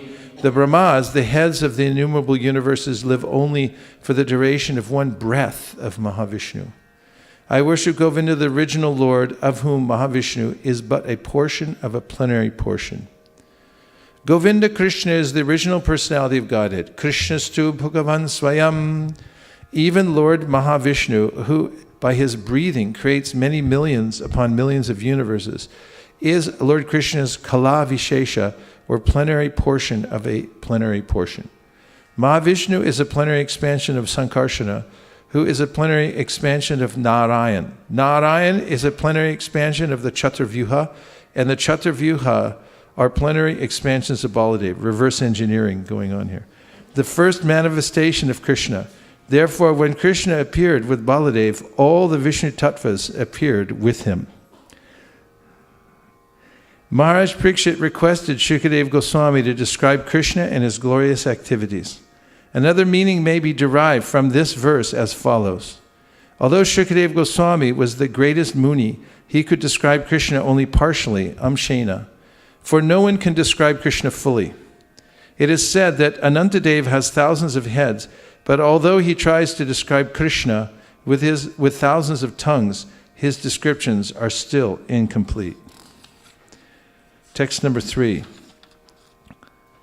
Avatirya yador vamshe bhagavan bhuta bhavanaha kritavan yani vishvatma tani no vada vistarat. The super soul, the supreme personality of Godhead, Sri Krishna, the cause of the cosmic manifestation, appeared in the dynasty of Yadu. Please tell me elaborately about his glorious activities and character from the beginning to the end of his life. We're going to have to stay here 24 hours a day. Purport. In this verse, the word kritavan, yani, indicate that all the different activities Krishna performed while present on earth are beneficial to human society. Look up another verse in the 7th canto, 9th chapter that says the same thing by Prahlad Maharaj in his prayers. Within 2 minutes or less. If religionists, philosophers, and people in general simply hear the activities of Krishna, they will be liberated. If religionists, philosophers, and people in general simply hear the activities of Krishna, they will be liberated. This gives us a clue to why we're giving so much trouble to distributing the Krishna book, and why Prabhupada took so much trouble to print the Krishna book and put pictures in it and everything. What is that? I'll read you the sentence again. Listen to this. This is going to amaze and astound you. You'll never be the same after hearing it. If religionists, philosophers, and people in general simply hear the activities of Krishna, they will be liberated. Period. Full stop. End of sentence. We have described several times that there are two kinds of Krishna Katha, represented by Bhagavad Gita, spoken personally by Krishna about himself, and Srimad Bhagavatam, spoken by Shukadeva Goswami about the glories of Krishna. Anyone who becomes even slightly interested in Krishna Katha is liberated. Again, anyone who becomes even slightly interested in Krishna Katha is liberated. Kirtanadeva Krishnasya Mukta Sangha Param Bhajet. Simply by chanting or repeating Krishna Katha, one is liberated from the contamination of Kali Yuga. Chaitanya Mahaprabhu therefore advised, Jari Dako Tare Koho Krishnupadesh. This is the mission of Krishna consciousness, to hear about Krishna and thus be liberated from material bondage. Time's up. 7-9. 7-9-30, he says Govindacharya. No, 7-9. 7-9-1-3, he says. Very good, Govindacharya. Sarve hyami vidikaratstava sattvadhamno brahmadayo vayam viveshana chodvijantaha shemaya bhutayutam sukhaya chasya vikreditam bhagavato ruchiravatarai sarve. All. He, certainly. Ami, these. Vidikaraha, executors of orders. Tava, your. Satvadhamnaha, being always situated in the transcendental world. Brahma Adayaha, the demigods headed by Lord Brahma. Vayam, we. Iva, like. Isha, O my Lord. Na, not. Cha, and. Udvijanataha, Udvijantaha, who are afraid of your fearful appearance. Shemaya, for the protection. Bhutaye, for the increase. Uta, it is said. Atma Sukhaya, for personal satisfaction by such pastimes. Cha, also. Asya, of this material world. Vikreditam, manifested. Bhagavataha, of your lordship. Ruchira, very pleasing. Ruchira, very pleasing. Ruchira, very pleasing. Avatarahi, by your incarnations. Translation. O my Lord, all the demigods headed by Lord Brahma are sincere servants of your lordship, who are situated in a transcendental position. Therefore, they are not like us, Prahlad Maharaj and his father, the demon Hiranyakashipu. Your appearance in this fearsome form is your pastime for your own pleasure. Such an incarnation is always meant for the protection and improvement of the universe. Purport. Prahlad Maharaj wanted to assert that his father and the other members of his family were all unfortunate because they were demoniac, whereas the devotees of the Lord are always fortunate because they are always ready to follow the orders of the Lord. When the Supreme Lord appears in this material world in his various incarnations, he performs two functions, saving the devotee and vanquishing the demon. Paritradaya sadhunam vinashaya chaduskritam. Lord Nrsingadev, for example, appeared for the protection of his devotee. Such pastimes as those of Nrsingadev are certainly not meant to create a fearful situation for the devotees. But nonetheless, the devotees, being very simple and faithful, were afraid of the fierce incarnation of the Lord. Therefore, Prahlad Maharaj in the following prayer requests the Lord to give up his anger. Back to the 10th canto.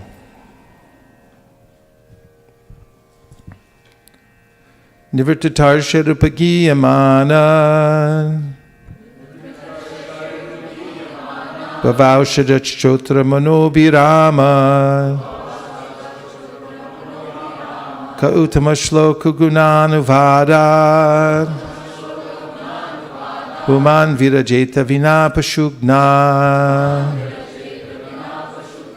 Glorification of the Supreme Personality of Godhead is performed in the parampara system. That is, it is conveyed from spiritual master to disciple.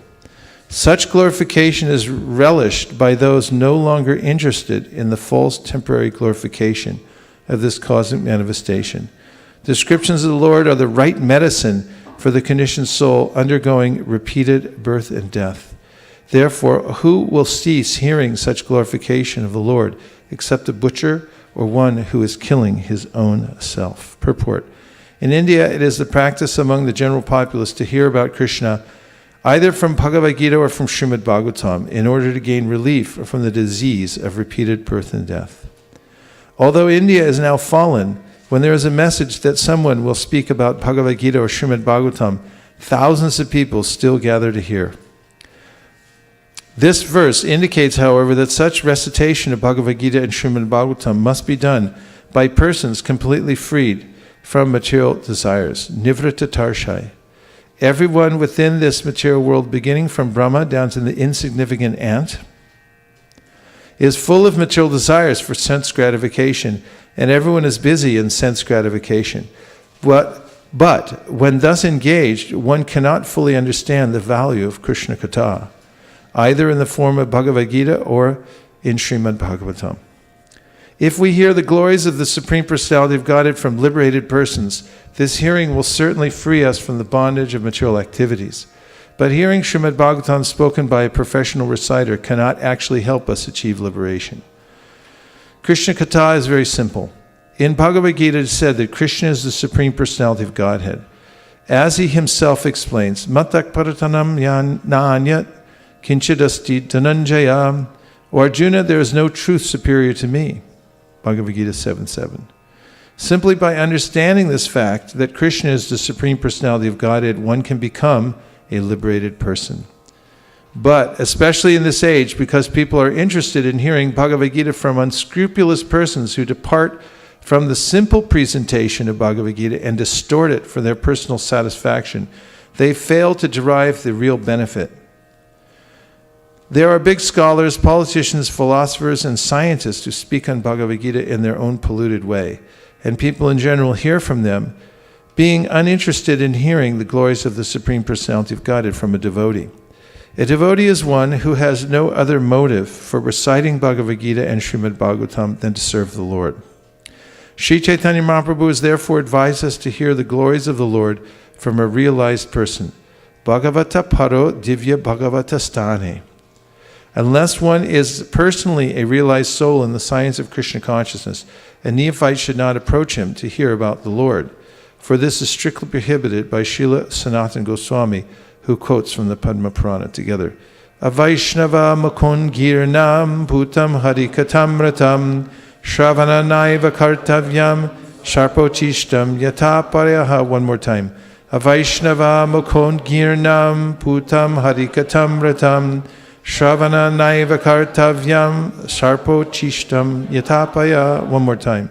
Avaishnava makon kirnam putam harikatamratam Shravanam naiva kartavyam sarpo chishtam yatapaya. One should avoid hearing from a person not situated in Vaishnava behavior. A Vaishnava is nivritta trishna, that is, he has no material purpose, for his only purpose is to preach Krishna consciousness. So-called scholars, philosophers, and politicians exploit the importance of Bhagavad Gita by distorting its meaning for their own purposes. Therefore, this verse warns that Krishna Katha should be recited by a person who is a Nivritta Trishna. Shukadeva Goswami epitomizes the proper reciter for Srimad Bhagavatam, and Parikshit Maharaj, who purposefully left his kingdom and family prior to meeting death, epitomizes the person fit to hear it. A qualified reciter of Srimad Bhagavatam gives the right medicine, bhavaushadhi, for the conditioned souls. The Krishna consciousness movement is therefore trying to train qualified preachers to recite Srimad Bhagavatam and Bhagavad Gita throughout the entire world, so that people in general, in all parts of the world, may take advantage of this movement, and thus be relieved of the threefold miseries of material existence. The instructions of Bhagavad Gita and the descriptions of Srimad Bhagavatam are so pleasing that almost anyone suffering from the threefold miseries of material existence will desire to hear the glories of the Lord from these books and thus benefit on the path of liberation. Two classes of men, however, will never be interested in hearing the message of Bhagavad Gita and Srimad Bhagavatam. Those who are determined to commit suicide and those determined to kill cows and other animals for the satisfaction of their own tongues. Although such persons may make a show of hearing Srimad Bhagavatam at a Bhagavat Saptaha, this is but another creation of the karmis, who cannot derive any benefit from such a performance. The word pashugnat is important in this connection. Pashugna means butcher. Persons fond of performing ritualistic ceremonies for elevation to the higher planetary systems must offer sacrifices, yagyas, by killing animals. Lord Buddhadev therefore rejected the authority of the Vedas because his mission was to stop animal sacrifices, which are recommended in Vedic ritualistic ceremonies. Nindasi yagyavedhe ahaha shruti jatam sadaya hridaya darshita pushugatam keshavadhrita buddha sharira jaya jagadisha hare jaya jagadisha hare jaya jagadisha hare. Gita Govinda. Even though animal sacrifices are sanctioned in Vedic ceremonies, men who kill animals for such ceremonies are considered butchers. Butchers cannot be interested in Krishna consciousness, for they are already materially allured. Their only interest lies in developing comforts for their temporary body. Together, Bhogaishvarya prasaktanam taya prahita chetasam vyavasayatmika buddhi samadao na vidiyate.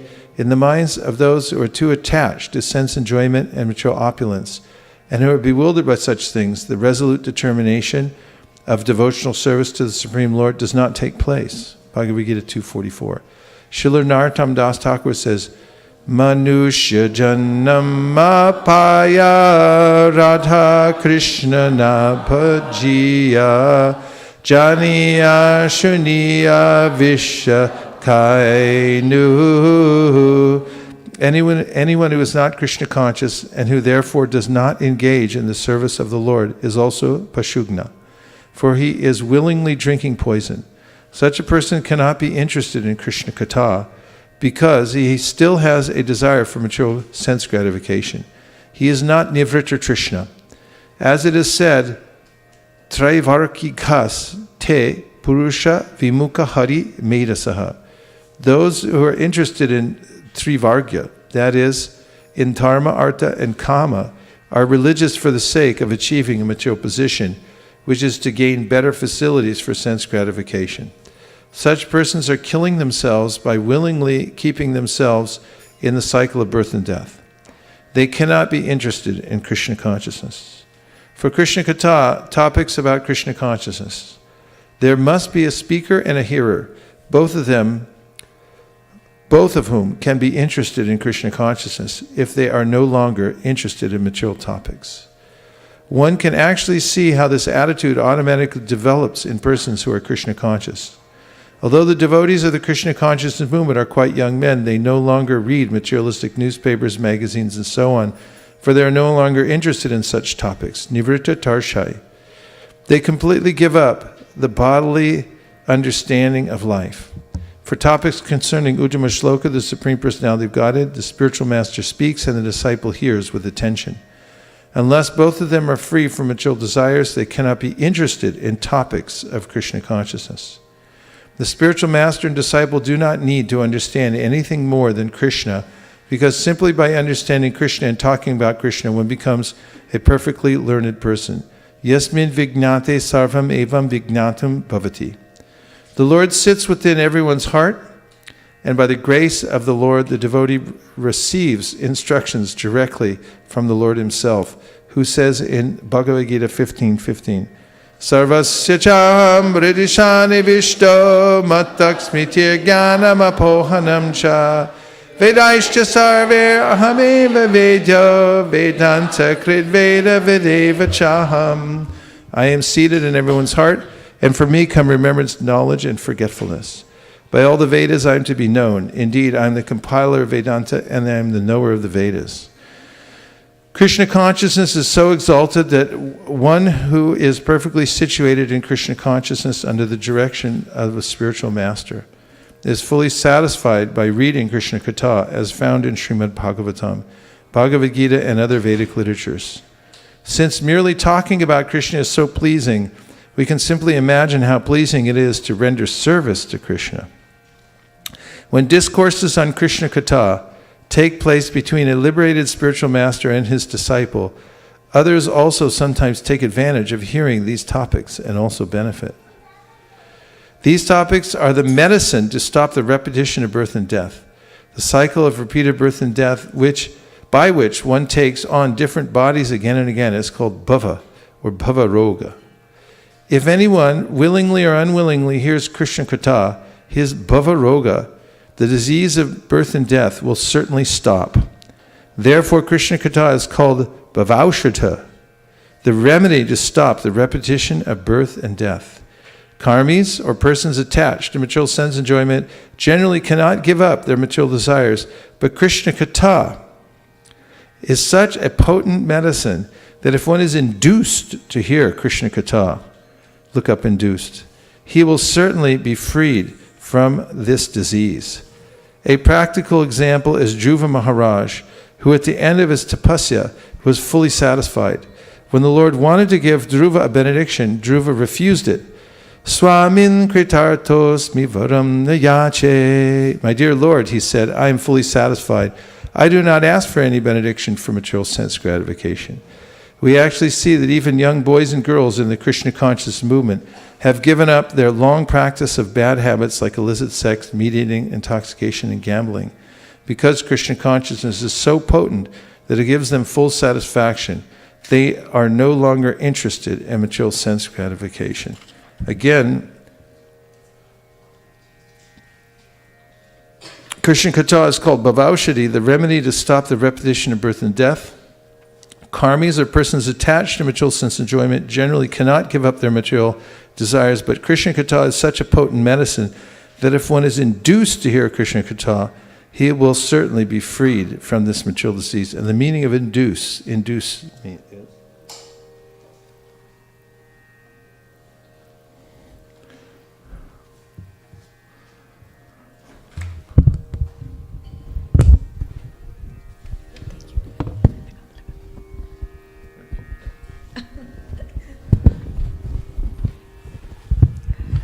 induce is a verb which means succeed in persuading or influencing someone to do something. Second meaning is bring about or give rise to something. Then the origin is late Middle English. Formerly it was also called induce, like E-N-D-U-C-E, from the Latin inducere, which means lead in, and or also from French endure. And it says compare with the word endue, and the origin of the word endue also means to provide with quality or ability to do something. And the origin of endue is late Middle English, and it says also in the sense induct into an ecclesiastical living. And ecclesiastical living is relating to the Christian church or its clergy, so somehow it gets connected to Krishna. I'll read the sentence again.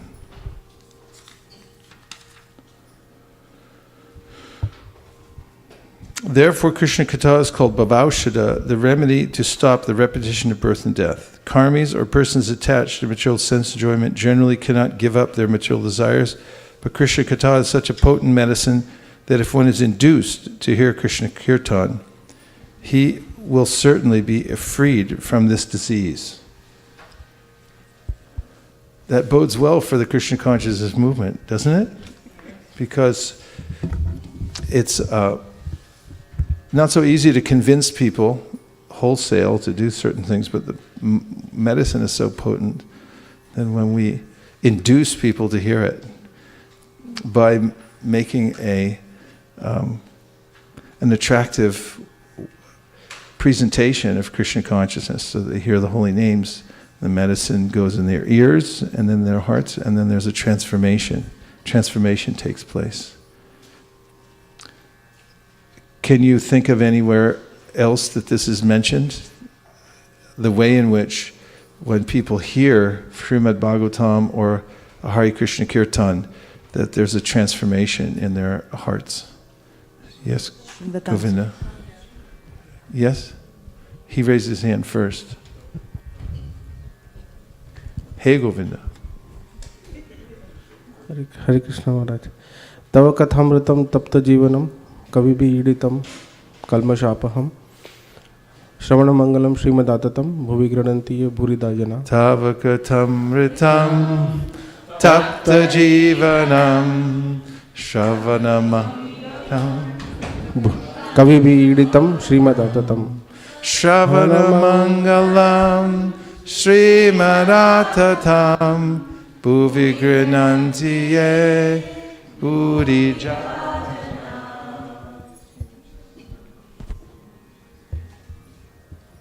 Yes, please tell us about the verse. It's Back from, left of the room. It's from Gopi Gita. It's from Gopi Gita 11th canto. Gopis are actually praying to the Lord that your Kathamrit satisfies the living entities. Tapta Jivanam. Kavibi iditam. So the knowledgeable scholars have spoken about it. Kalma Shapaham. So it destroys the miseries. Shravana Mangalam. It provides auspiciousness by hearing. And Srimad Atatam. Srimad auspiciousness. Atatam, I think till death, till the end, I think you should hear it, something like that. I'm not sure. Bhuvi Granantiye Bhuridajana. Who chant this are the biggest givers. They are the biggest charity givers. Bhurida Jana. Bhurida. Thank you very much. I'm surprised that the verse hasn't appeared though on the. Usually, whenever we start saying a verse, it appears on the screen. It's like magically. But I didn't see Tava Katamritam. I think it was to give Govinda Prabhu a chance. But it would be nice to look at it. 1031.9, 1031.9. Can make that your passcode. 1031.9. Tava Katamritam. 1031.9. Within 7 seconds or less. Tava Katamritam Tapta Jivanam Kavibiriditam Kalmashapaham Shravana Mangalam Srimad-Atatam Bhuvi Granantiye Bhuridajana. Translation: the nectar of your words and the descriptions of your activities are the life and soul of those suffering in this material world. These narrations transmitted by learned sages eradicate one's sinful reactions and bestow good fortune upon whoever hears them. These narrations are broadcast all over the world and are filled with spiritual power. Certainly, those who spread the message of Godhead are most magnificent. King Prataparuja recited this verse to Sri Chaitanya Mahaprabhu during Lord Jagannath's Rath Yatra festival while the Lord was resting in a garden. King Prataparuja humbly entered and began massaging his legs and lotus feet. Then the king recited the 31st chapter of the 10th canto of the Srimad Bhagavatam, the songs of the gopis. It's amazing that he recited it because it's not like there was an iPhone or something. You know, what a great devotee he was that he was able to recite that whole chapter. The songs of the gopis. The Chaitanya Charitamrita relates that when Lord Chaitanya heard this verse, beginning Tava Katamritam, he immediately arose in ecstatic love and embraced King Prataparudra. The incident is described in detail in the Chaitanya Charitamrita, Madhya Lila 14.4 through 18. In his edition, Srila Prabhupada has given extensive commentary on it.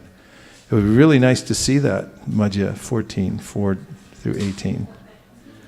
I don't know if there's any opportunity, but if it did arise, the opportunity to see Madhya Leela 14.4 through 18.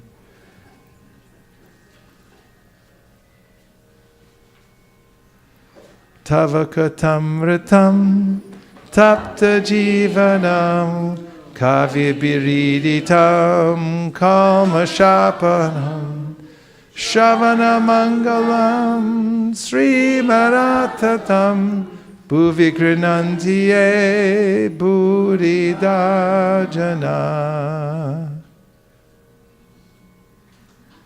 I don't know if it's 7 seconds or less.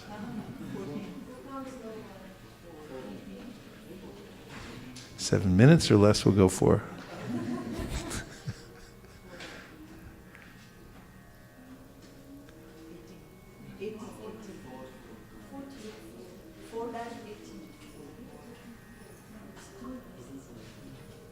Tava katamritam tapta jivanam kavir biritam kalmashapaham shavana mangalam Sri Maratatam Bhuvi Grinantiye Buddhidajana E Mato Prabhur Achema Pramira Abeshe Hena Kali Prataparudra Kaila Praveshe.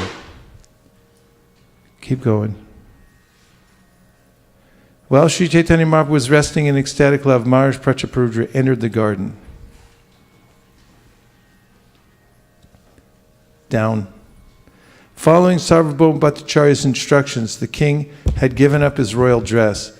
Now he entered the garden in the dress of a Vaishnava. Purport. Sometimes members of the International Society for Krishna Consciousness, especially in the Western countries, find it difficult to approach people to distribute books because they are unfamiliar with the traditional saffron robes of the devotees. The devotees have therefore inquired whether they can wear European and American dress before the general public. From the instructions given to Maharaj Prataparudra by Sarvabhauma Bhattacharya, we can understand that we may change our dress in any way to facilitate our service. When our members change their dress to meet the public or to introduce our books, they are not breaking the devotional principles. The real principle is to spread the Krishna consciousness movement, and if one has to change into regular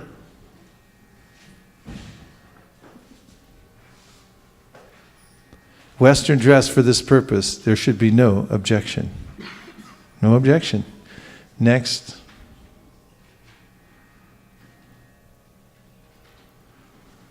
Down. Maharaj Prataparudra was so humble that with folded hands he first took permission from all the devotees. Then with great courage he fell down and touched the lotus feet of the Lord. As Sri Chaitanya Mahaprabhu lay on the raised platform with his eyes closed in ecstatic love and emotion, the king very expertly began to massage his legs. The king began to recite verses about the Rasa Leela from Srimad Bhagavatam. He recited the chapter beginning with the words, Jayati te dikam. Purport, these verses from Srimad Bhagavatam, Canto 10, Chapter 31, constitute what is known as the Gopi Gita. When Sri Chaitanya Mahaprabhu heard these verses, he was pleased beyond limits. Let's see the Bengali for that. And he said again and again, go on reciting, go on reciting. Shunete shunete prabhura shantosh apar. Bhalo bhalo bholi prabhu bholi bhar bar. Where's Shamalangi? She's gone. Okay. Shunate shunate, by hearing Prabhupada of Lord Sri Chaitanya Mahaprabhu, Santosh apar, great satisfaction, balo balo, go on reciting, bali, saying, Prabhu, Lord Sri Chaitanya Mahaprabhu, bale, says, bar bar, again and again. Where is she?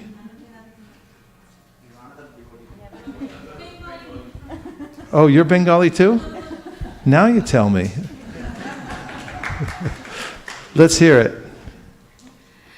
শুনিতে means to hear. No, just recite the verse. শুনিতে শুনিতে প্রভুর সন্তোষ অপার, ভালো ভালো বলি প্রভু বলে বারবার। Haribo! When Sri Chaitanya Mahaprabhu heard these verses, he was pleased beyond limits. And he said again and again, go on reciting, go on reciting. So this is the sign of advancement in Krishna consciousness. There is no other sign. That one becomes pleased to hear about Krishna when the topic comes up. And such a person will also insert him or herself into every situation that he or she can in order to hear Krishna Katha. It's as much an addiction as Facebook or any other kind of substance abuse that one can become involved in.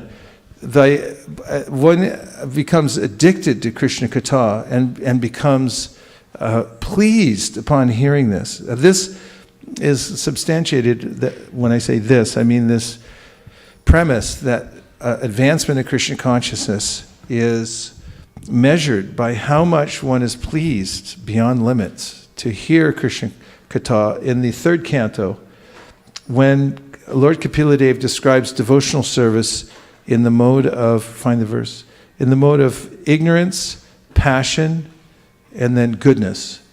And then he says beyond that comes the devotional service, which is transcendental. And he gives the following description of the transcendental state of devotional service, beginning with the words, what is it? No. 329:11, please. 329:11 and 12. This is a very important verse, and in fact it's included in the conversation between Lord Chaitanya Mahaprabhu and Ramananda Roy.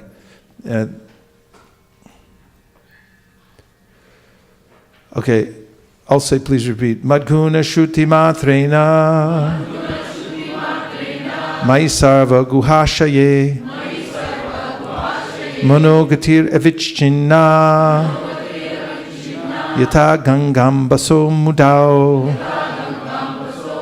Lakshanam Bhakti Yogasya Nirgunasya Hutaritam Haituki Avyavahita Yat Bhakti Purushottame. Translation: the manifestation of unadulterated devotional service is exhibited when one's mind is at once attracted to hearing the transcendental name and qualities of the Supreme Personality of Godhead, who is residing in everyone's heart. Just as the water of the Ganges flows naturally towards the sea, such devotional ecstasy, uninterrupted by any material condition, flows towards the Supreme Lord. Purport: the basic principle of this unadulterated pure devotional service is love of Godhead. Madguna Shruti Matrena means just after hearing about the transcendental qualities of the Supreme Personality of Godhead. These qualities are called nirguna. The Supreme Lord is uncontaminated by the modes of material nature. Therefore, he is attractive to the pure devotee. There is no need to practice meditation to attain such attraction. The pure devotee is already in the transcendental stage. And the affinity between him and the Supreme Personality of Godhead is natural and is compared to the Ganges water flowing towards the sea. The flow of the Ganges water cannot be stopped by any condition. Similarly, a pure devotee's attraction for the transcendental name, form, and pastimes of the Supreme Lord cannot be stopped by any material condition. The word avichinna, without interruptions, is very important in this connection. No material condition can stop the flow of devotional service of a pure devotee. The word ahaituki means without reason.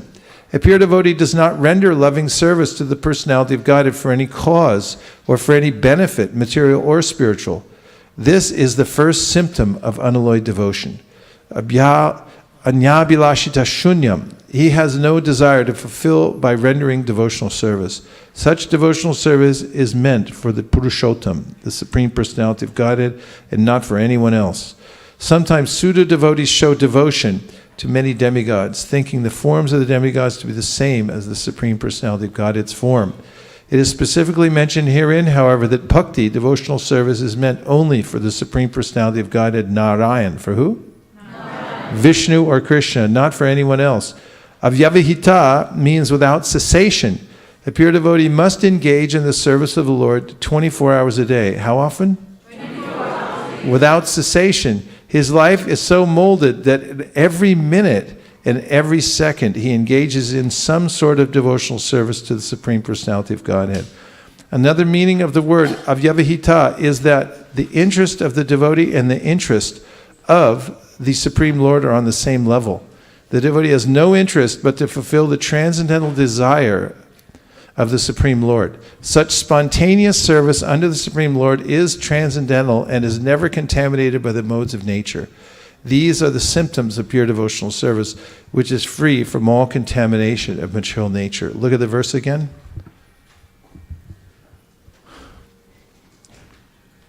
Madguna Shruti Matrena Maisarva Guhashaye Manogatira Vichina Yata Gangam Basom Mudao Lakshanam Bhakti Yogasya Nirgunasya Hyadharitam Haituki Avyavatita Yapakti Purushottame.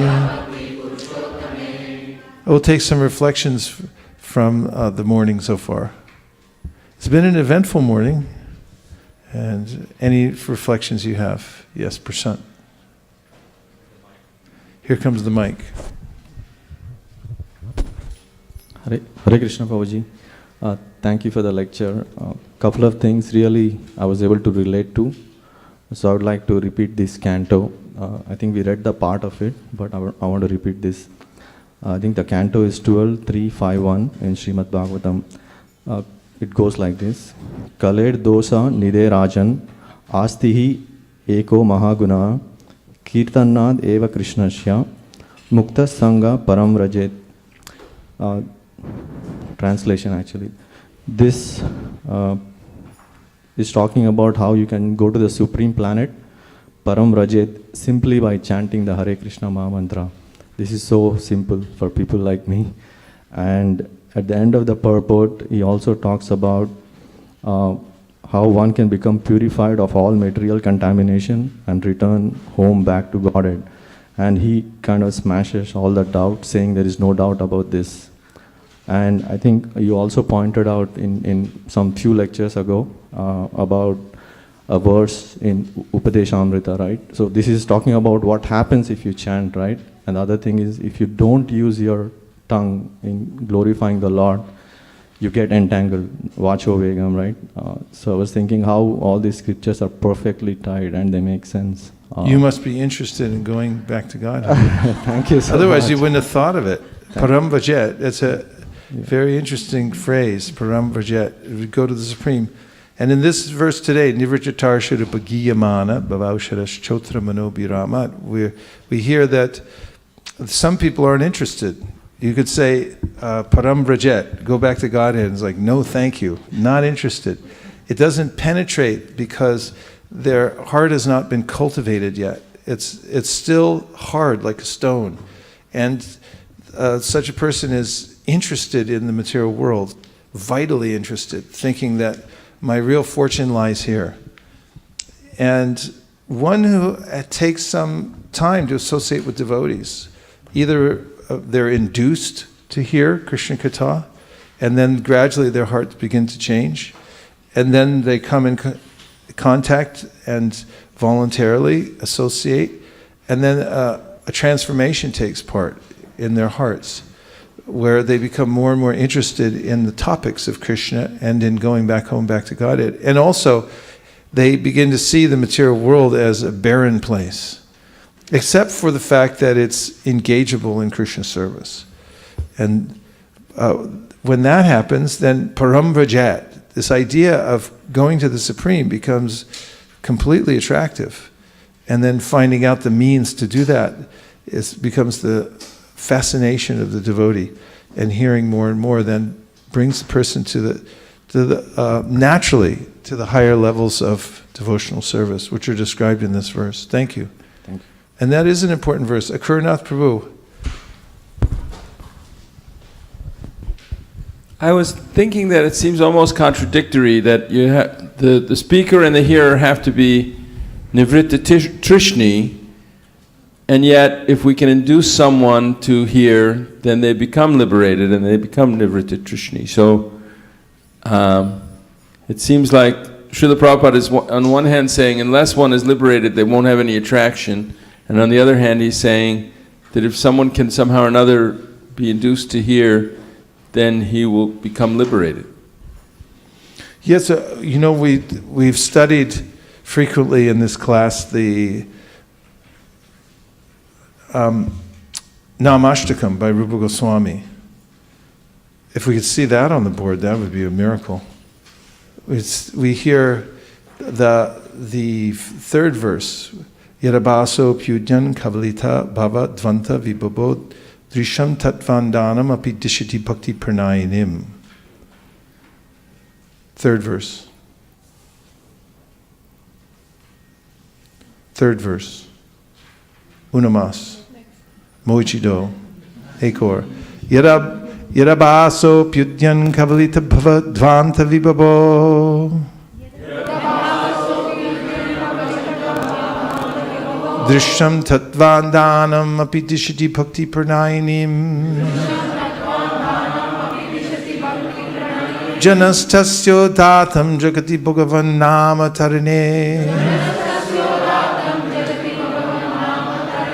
Kritete Nirvaktum Ka Iha Mahimanam Prabhavati. O Son of the Holy Name, even a dim glimmer of your splendor swallows the powerful darkness of materialistic life and gives those who are blind to the truth the vision to follow the path of pure devotional service. Who in this world, even if learned and pious, can fully describe your transcendental glories? Drisham tatvandanam apidishiti bhakti pranayinim. Even the person who is blind to the truth can experience bhakti. And at the same time, it's given in the Srimad Bhagavatam that as we're preaching Krishna consciousness, we have to be careful to avoid those who are envious. Although I saw the other day, and when we were in Los Angeles for the Rath Yatra, Savas Prabhu, who's a lifelong preacher, his whole life is molded around how to expand Krishna consciousness all over Los Angeles and the world. And he has one of the premier centers in all of ISKCON.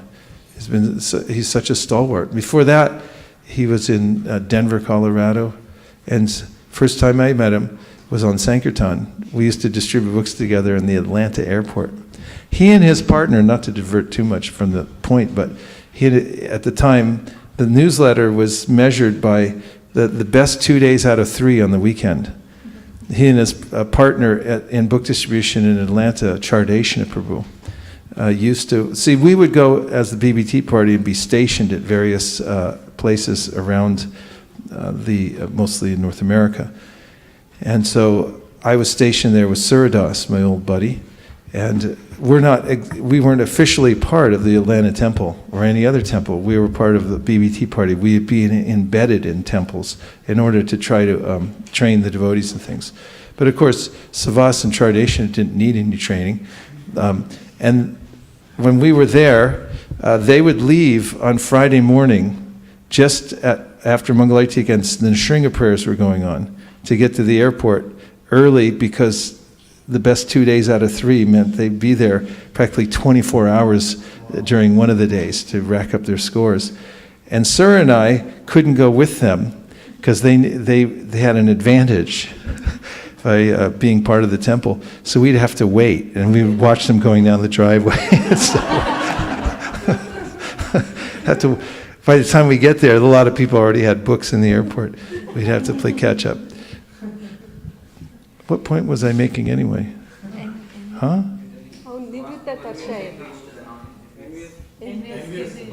Oh yeah, so Savas Prabhu was mentioning in his announcements before the Rath Yatra festival that our friends, he kept referring to our friends, it's a group of Christians who come every year, and they have a strong message for the world, and that is that there's this compelling need to surrender to Christ and, dedicate one's faith and love to Christ. And if not, then the consequences are dire.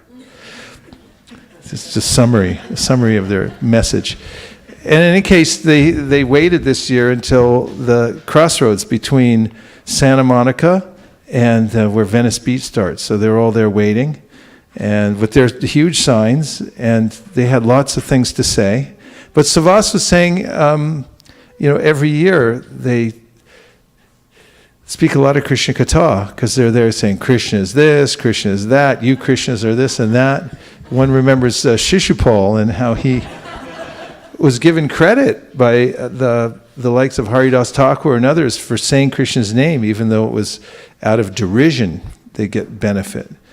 And also the GBC there, Bhajanarayan Prabhu Maharaj points out that oftentimes after they would follow the whole festival and try to assert themselves as much as possible during the festival and their particular message, that they would also then go to the prasadam booth and take prasadam.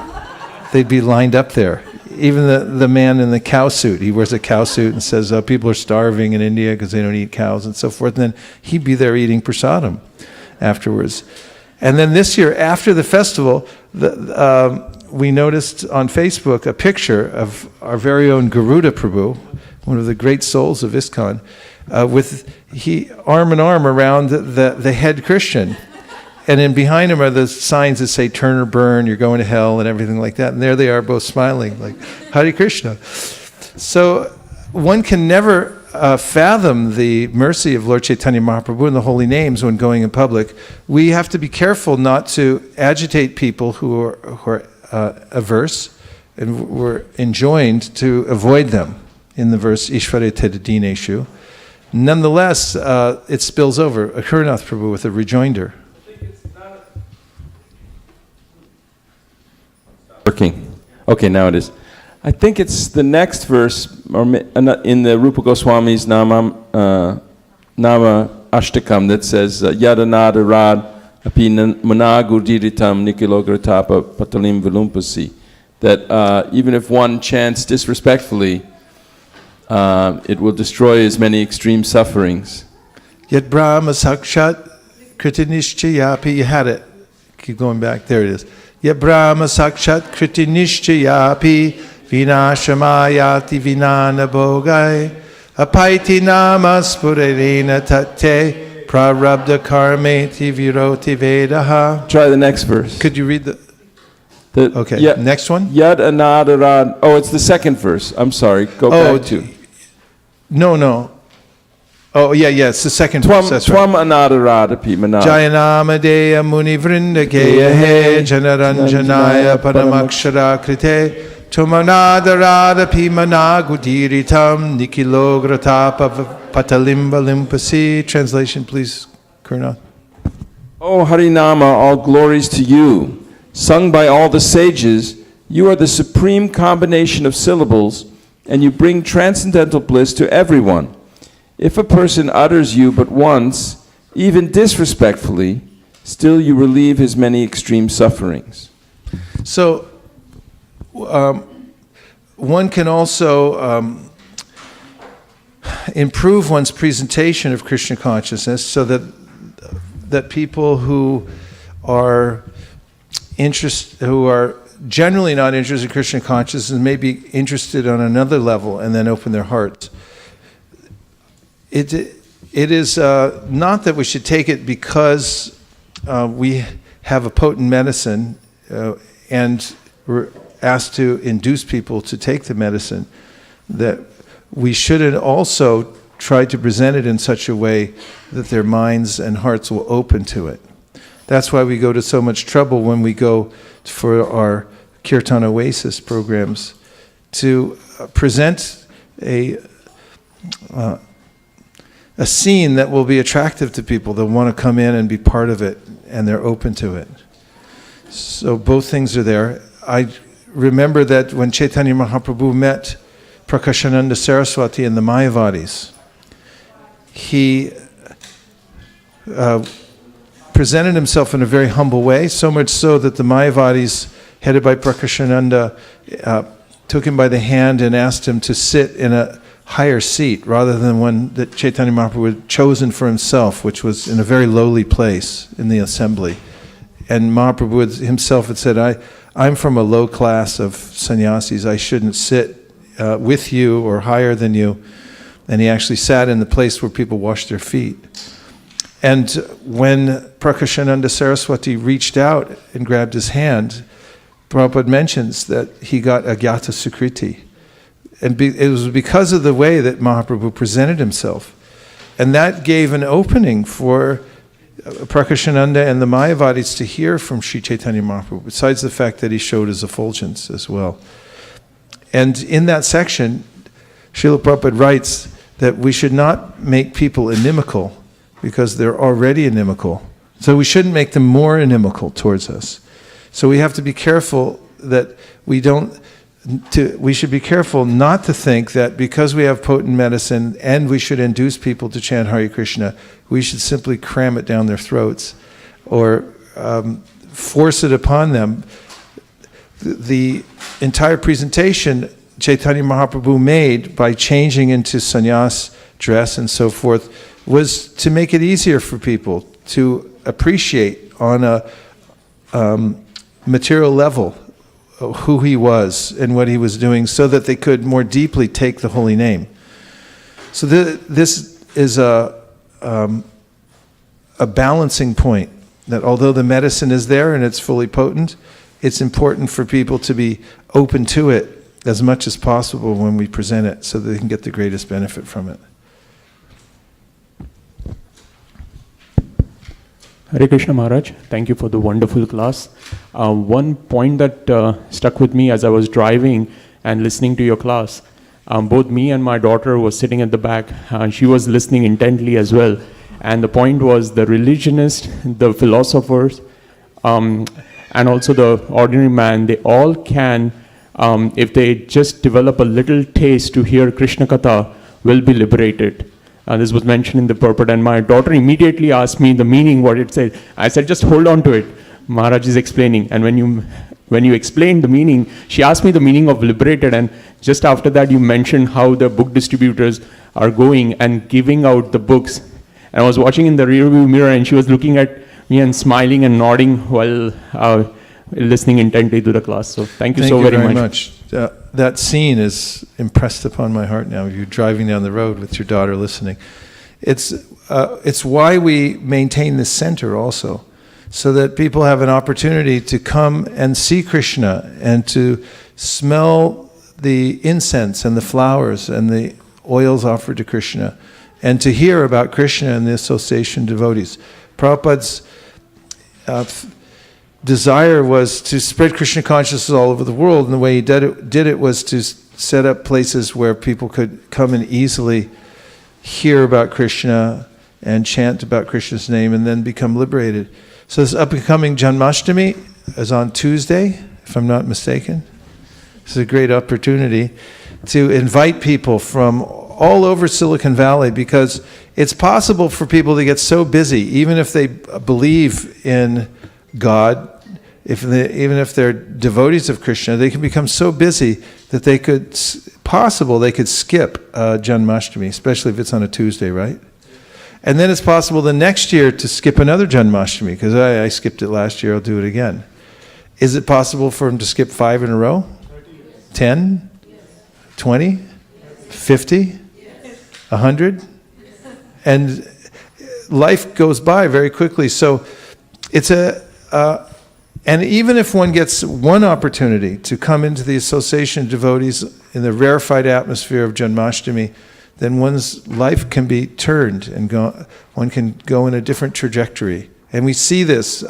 We see faces of people we haven't seen ever that show up and are very happy to sit here for hours and simply hear the holy names, Krishna Katha, and just gaze upon Sri Sri Radha Madan Mohan and Mahaprabhu. So all of you are working very hard to get ready for the Janmashtami, and and also going out to distribute books.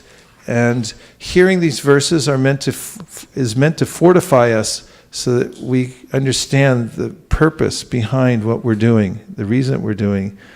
This life will be over in a blink of an eye. And as we're leaving this world, we have,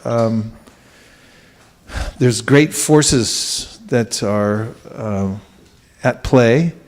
And unless one has practiced throughout one's lifetime to remember Krishna in all kinds of adverse situations in life, one won't be prepared for that.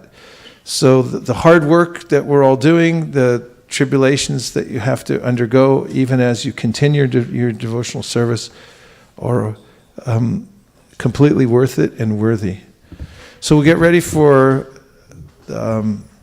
Janmashtami. We have distributed all 10,000 flyers so far. So we can put in another 10,000 perhaps, and maybe get 20,000 out. And we'll put a full push to let the entire area of Silicon Valley know what we're doing coming up on Tuesday. And now we're going to have a Guru Puja, worshiping our founder Acharya, His Divine Grace A.C. Bhaktivedanta Swami Prabhupada. Thank you very much, everyone, for coming here today for a pre-Janmashtami hearing and chanting session, just to get warmed up. Gaur Premanande Haribol! Vanchakopadurvishcha Kripasindabevacha Patitanam Pavanibhyo Vaishnavebhyo Namo Namaha. I'd like everyone to turn to the camera and acknowledge everyone who joined us online today by saying Hare Krishna. Hare Krishna. Thank you very much. We know you're out there, and we deeply appreciate that you tuned in. Hare Krishna.